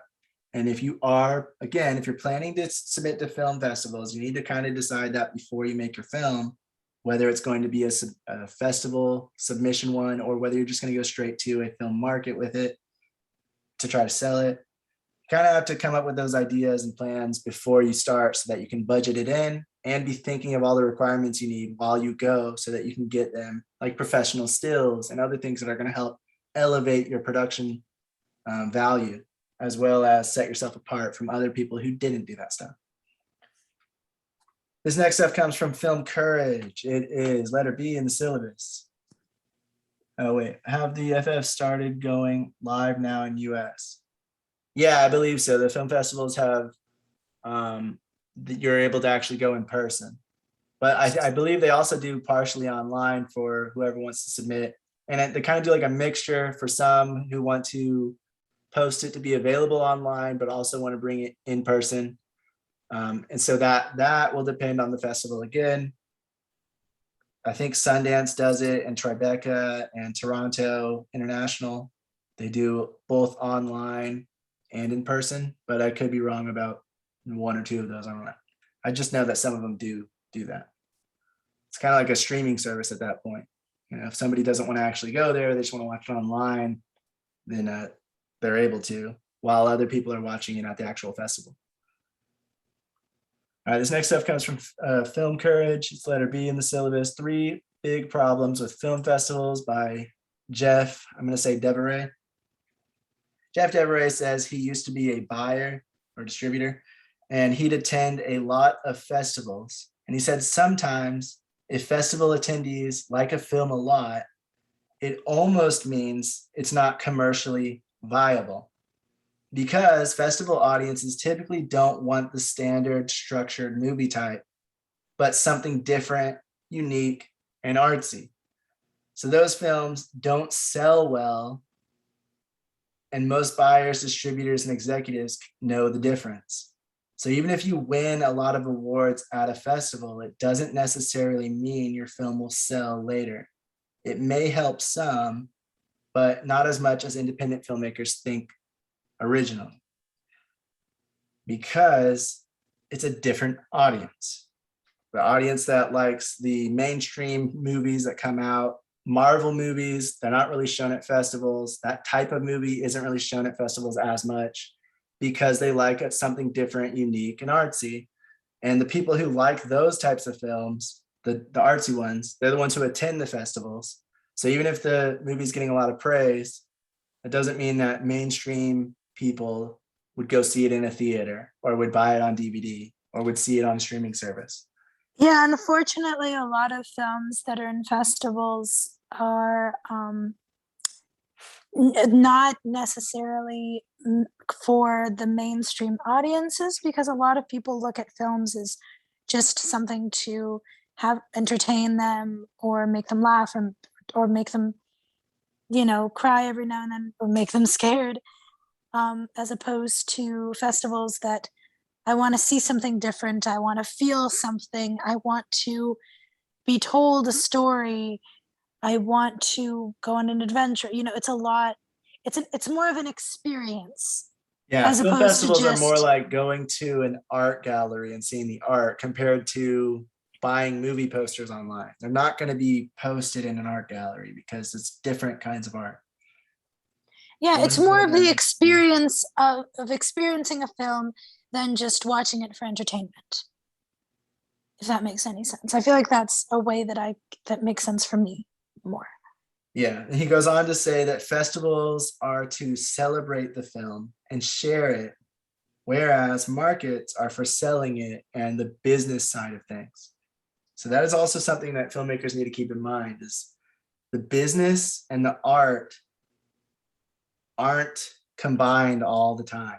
Sometimes they're separated and you have to pick which one you're going for. Do you want to showcase it and get as much awards as you can in a festival and do it that way, or do you want to try to sell it to make your money back and then some and make a profit on the movie you just made? The business and the art don't always align, and you have to kind of decide which route you want to go before you even start, or you should anyway.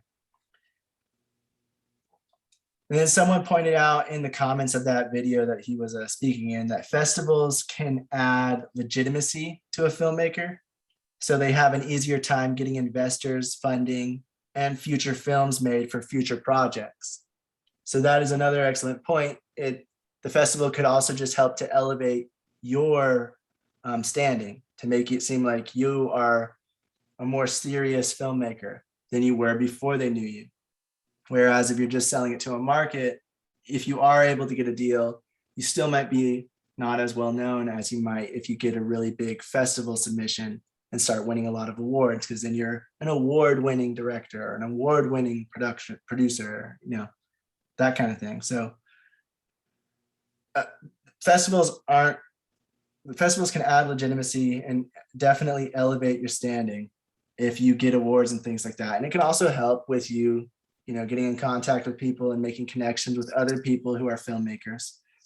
But it doesn't mean necessarily that it's going to be a good sell and that the distributors and everything are going to go crazy for it because it got some awards. Vish said, I noticed that during festivals, they have email lists being circulated who recommend which movies to see, like the audience favorites. Oh, that's interesting. Let me see. He said that they noticed that during the festivals, they have an email list that goes around. Oh yeah, I heard about that. Yeah. So that way you kind of get to see what you're interested in, what you want to see, and because sometimes depending on the festival, they might have multiple movies showing at once as well. I've heard of. So like, oh, I'm going to this showing. I prefer to watch this movie instead of that one. Or, oh, I only have a certain amount of days, and so I want to catch these movies that are going to be on this day and not. And on that day, I can kind of, now that it's online, it's a lot. Oh, now that it's online, it's a lot easier to find the time and the ability to go, which is also really, really interesting. I really do wonder if they're going to continue with this. Oh, whoever wants to go in person can go in person. Whoever wants to go to be a part of the virtual can be a part of the virtual screenings, because I feel like that is a very smart tactic for people that can't afford the trip or don't want to have the extra expense of flying there, driving there, so whatever it may be. That'll be interesting to see. Yeah, definitely. I feel like at least one good thing came out of. I'm sorry, I was just gonna say, I feel like at least one good thing came out of this whole pandemic thing is that things are becoming a lot more accessible, and a lot more easily, basically easy for people to access and discover. Now with a lot of things turning into virtual or having a hybrid system. I would recommend, if you can, definitely going in person to a film festival if you're going to go to a film festival at all, because that way you can actually have interactions with people there and you can talk to them, make connections and maybe friendships and things like that. It's a lot harder to do online, and it's also easier to like have a Q&A if you're able to, depending on the festival. You might be able to showcase your film and then have questions and answers and be like answering anybody's questions about, oh yeah, what were you thinking when this, or what happened with the character, blah, blah, blah, blah. And you can answer that stuff in person, which is usually beneficial. But I also know that there are also people that just want to watch the like just are excited to watch this movie, or just, for example, there was a documentary at South by Southwest that a lot of people that were just interested in internet drama or interested in the case, the whole David Dobrik situation. This YouTuber who was basically got his friend almost blind and horrible because of this accident. A lot of people were interested because there was going to be a documentary on him at South by Southwest. And people weren't necessarily like movie buffs, but they wanted to see that particular documentary. So they looked up, they wanted to see if there was like an online thing that they could watch, but I don't think there was in that instance. But I know some people that are just curious about the movie, or just, oh, I just want to watch this movie. I think Elvis was in, I don't remember which film festival, but it premiered in a film festival. Some people are like, oh, if I just want an early screening of this movie. So if I can get it virtually, I would prefer that. And I feel like that in a way is good, because it kind of makes it so that the people that are actually going to the festivals are the ones that really want the experience, or want to make connections and ask questions and stuff. And just the casual viewer can just watch from home. Yeah, but the problem, I would say a problem with that is if you post it online to a film festival, there are a lot more people that might see it, and then the distributor, if you're trying to sell it later, might have a harder time getting a deal, because now the people who are going to see it have seen it. Whereas if you go in person and you're only showing it to the people in person, you're showing it to a much smaller crowd, and it might be easier to get a distribution deal later for it. So it really depends. There's a few different things you need to think about and weigh to decide what route to go with that kind of thing, I think.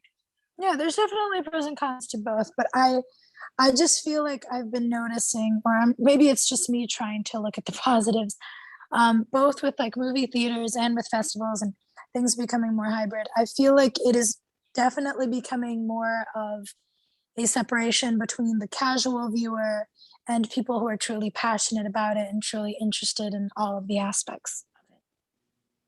And there's becoming like a wider, a bigger differentiator. Divide? I don't know if divide was the word. I was thinking of another one, but I couldn't remember it in English. But yeah, basically, there's more of a distinction between the two now, and it's a lot more separate. Huh? Differentiator? Is that what you're trying to say? I don't know. I think distinction works well. I think distinction works well. But yeah. And that could be a negative thing as far as like sales and stuff, but I feel like it can also be a positive as far as meeting people. Like going to those places, you will find more people that are genuinely passionate about it than just people wanting the experience. Right, but that is also where the selling comes in, where it's the different crowd, and why if it's getting more and more distinct, it's going to be more and more looked at. If it's getting positive reviews from the film festival, it doesn't really matter to the distributor. Yeah, that is a good point. Because those people are just, they love film, so they love whatever comes out. They don't care. They know how much work goes into it. And where the casual viewer might be like, nah, that thing sucks. That thing has crappy. Yeah, that is a good visuals. point. Yeah. So there are pros and cons, like you said. There's definitely pros to that, but there are cons to it as well. So you have to take all that into account before you decide on one or the other. All right, this stuff comes from Film Jams. Letter D in the syllabus: get your film accepted into a film festival, into film festivals.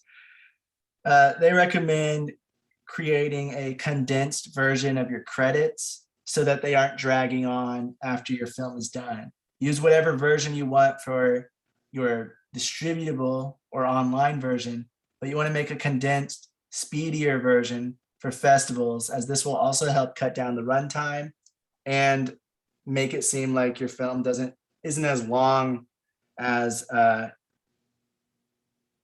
it will make it not drag on, which makes it feel like it was longer than it was, which is not a good thing.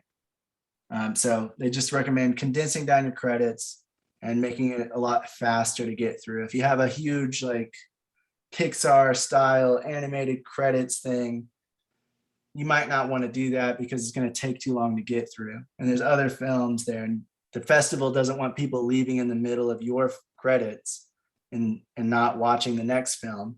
They'd rather people stay and sit and watch the next one, which is why you want to condense your credits down, especially if it's a short film. All right, and this next stuff comes from Indie Film Hustle. It's letter F in the syllabus, submitting to film festivals, film career advice, number 3. If you think you have a real shot of getting into Sundance or Cannes or another big festival, but you finish your film on or slightly after the deadline, well, I already said this earlier, but they're the ones who said you may want to consider sitting on it until the next submission dates open up the next year. They said they see a lot of filmmakers try to rush it out, paying late entry fees, submitting versions of the film that aren't even fully ready, and other mistakes they may have been able to avoid if they waited until the following year, as well as having that extra year to really fine-tune it, yeah, and iron out the mistakes and the problems and make it all nice. So they say, like, just don't feel like you have to get it out in a week if all you have is a week. You know, you have to look at the long term. What's going to happen if I do this and I send it to them and it's not ready yet? Well, then I'll try posting and submitting to them already. I'll probably get denied and I'll pay the late entry fee. So I basically just wasted money and tried to rush out my film and it wasn't even ready. So Vish, yeah, he said that could change the length of the, whenever you're talking about crushing down the credits, which is good because you usually want something shorter, especially short films, because it's easier to time slot them somewhere whenever you're crunching down the credits. And that also leaves the runtime smaller, so the actual length of your film is shorter, so it doesn't feel as long. However, if it's on the verge of being either a feature film or a short film, you may want to leave the credits in there if you're trying to go for a feature film length, if it's going to bring you down to a short film by taking them and condensing them down. So that is a good thing to consider as well.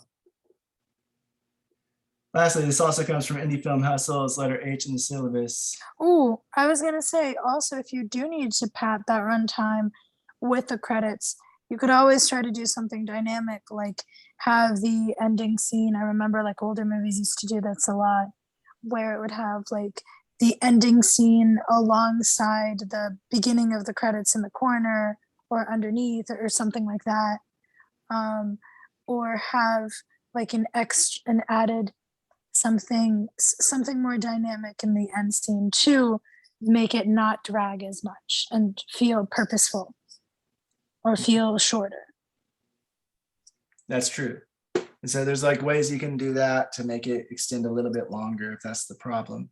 But usually, like other people were saying earlier, is you don't want to be on that line. You want to either be, you want to be a feature film or you want to be a short film. You don't want to be, I could be either or, because that just makes it harder for different festivals to submit you in and slot you. Any Film Hustle, letter H in the syllabus, it's their website. They say last thing is pay attention to what the submission process is and what the information requested is. Programmers hate to receive submissions and forms that didn't follow instructions. And while that may not be an automatic rejection, it definitely doesn't help. So everybody's saying the same thing. Read the stuff, make sure you do your research, figure out which ones are good for your film. Make sure you read the details and the instructions of how to submit your film. Make sure you fill out every single thing that they're asking for and send it all in. Make sure And that just if it shows gets you accepted, you are reading through what the technical requirements are and getting them all correct and accurate and sending it to them early if you can. So that way, if there are any problems that were out of your control, you can fix it before the film needs to be screened. And that just shows you how frustrating and infuriating some of these submissions must be, for it to be repeated so many times. For every single person to repeat the same thing. Yes. All right, film festivals, fees and costs. A lot of people say the festival runs are cool and fun, but sometimes it's not worth it because the average entry fee is about $50.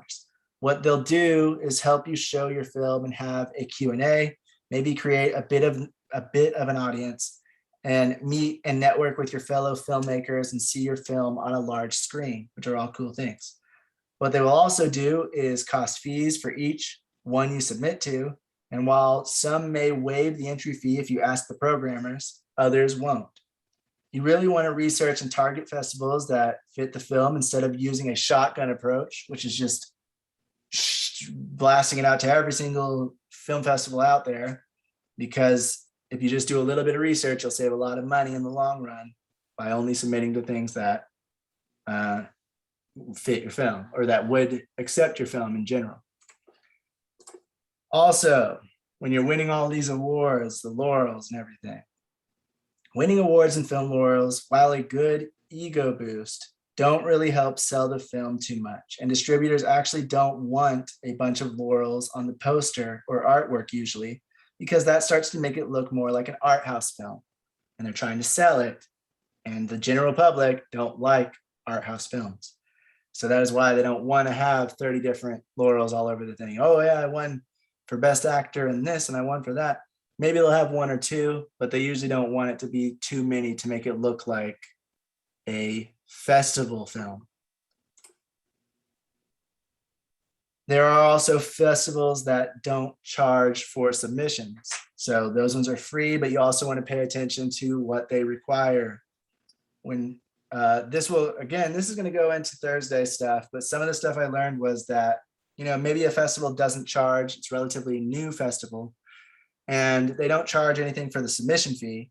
They kind of accept everybody. They give a numerous awards out to everybody, but then they say, oh yeah, but if you want this award, you have to pay so-and-so amount of money.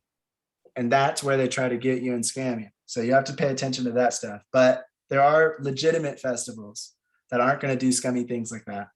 And they don't charge for submissions as well. Not the bigger ones, but some of the more niche ones you might find will either waive the fee or don't even have one to begin with. When thinking about costs for festivals, it's not just the submission fees, there's also hotel, travel, and food if you plan to attend. Beyond that, even if you don't plan to attend, some will accept an online link to the film, and others will require a DCP, digital cinema package version of the film. That can cost for a hard drive and a DCP lab service. So you have to think about that too. If you get accepted into multiple festivals and they're all going to be running at the same time, maybe none of them require world premiere rights, but they all want to have a hard drive, the DCP version of your film, so they can show it on the big screen. You're going to have to make different hard drives. You're going to have those different hard drives, and then you're going to have to send them out to each festival if they're running close together, if they're running at the same time, which is going to cost a lot of money because you might have the DCP lab make the film, but then you have to buy all the hard drives to put it on. Then there's business cards, artwork, posters, and more that you may want so that you can help yourself to spread yourself out and network. So you have to think about all of that when you're thinking about film festival fees and costs. And that's something, again, you should put in the beginning when you're making your budget for your film before you even start filming.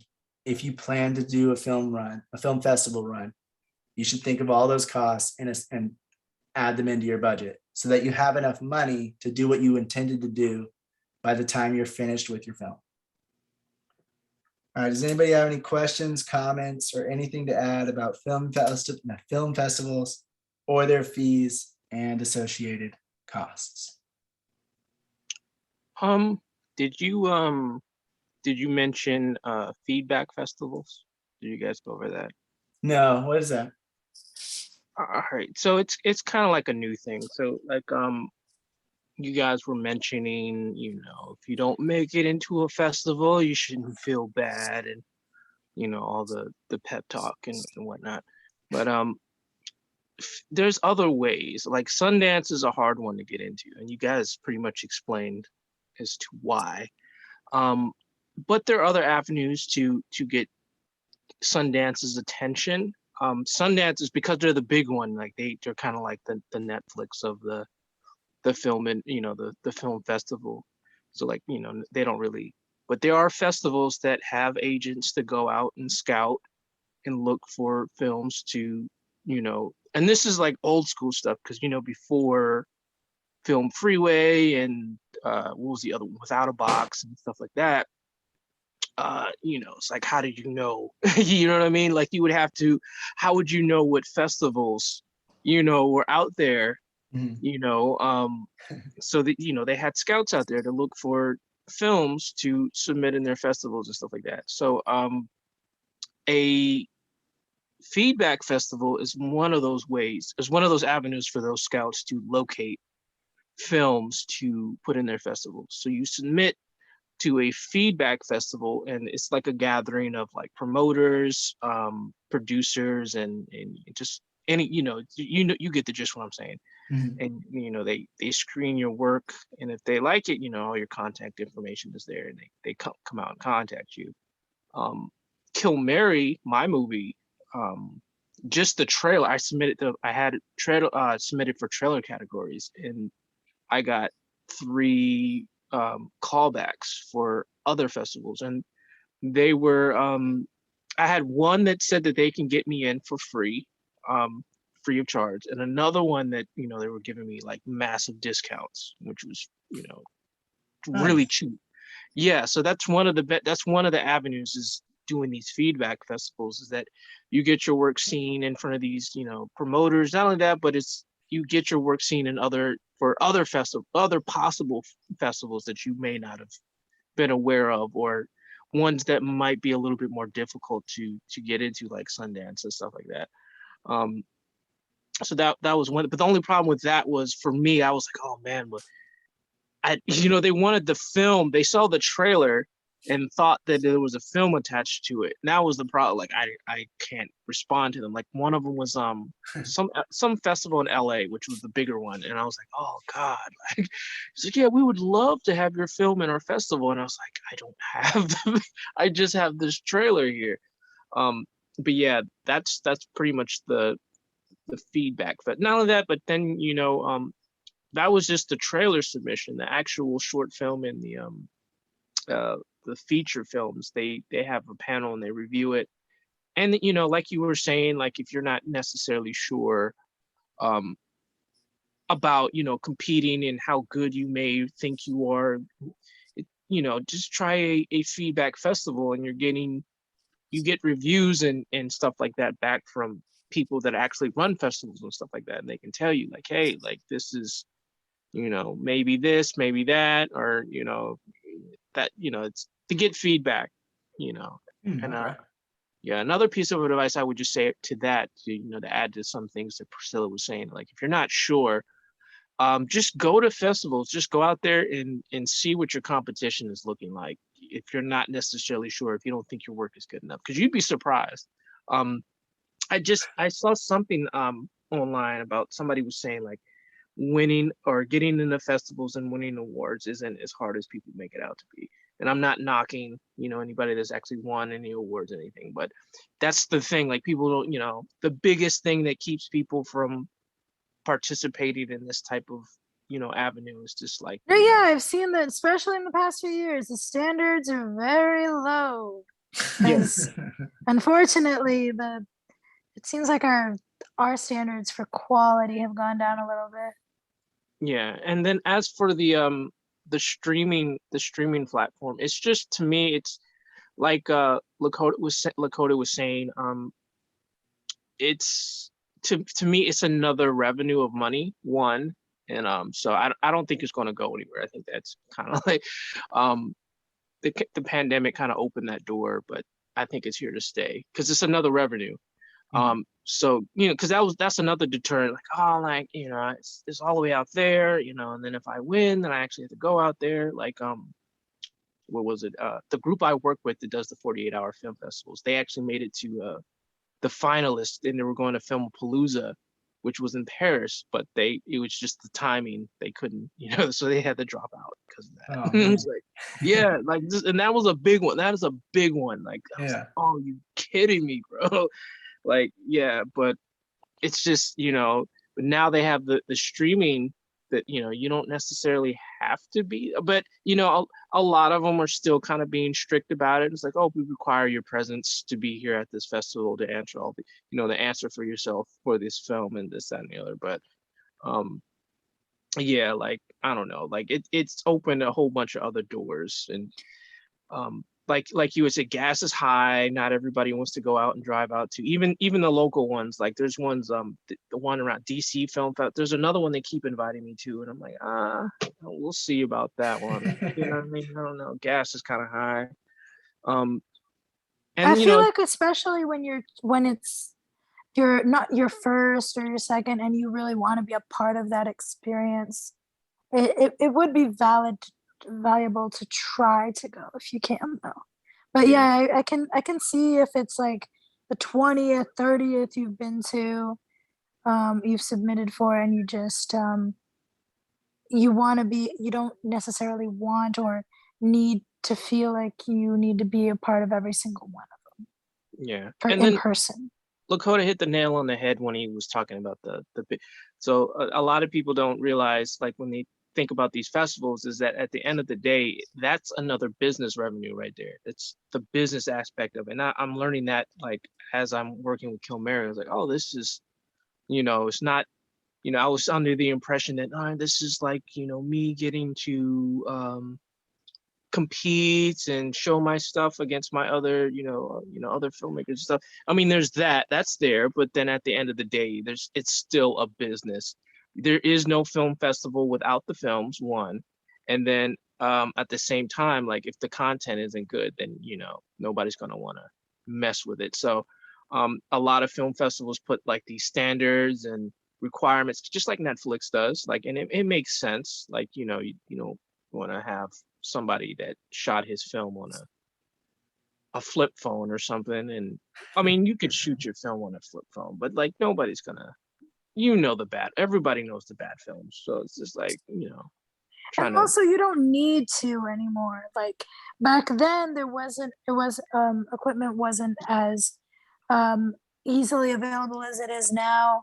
So today it's more like, oh, I shot this on a flip phone for like the novice factor, shock factor.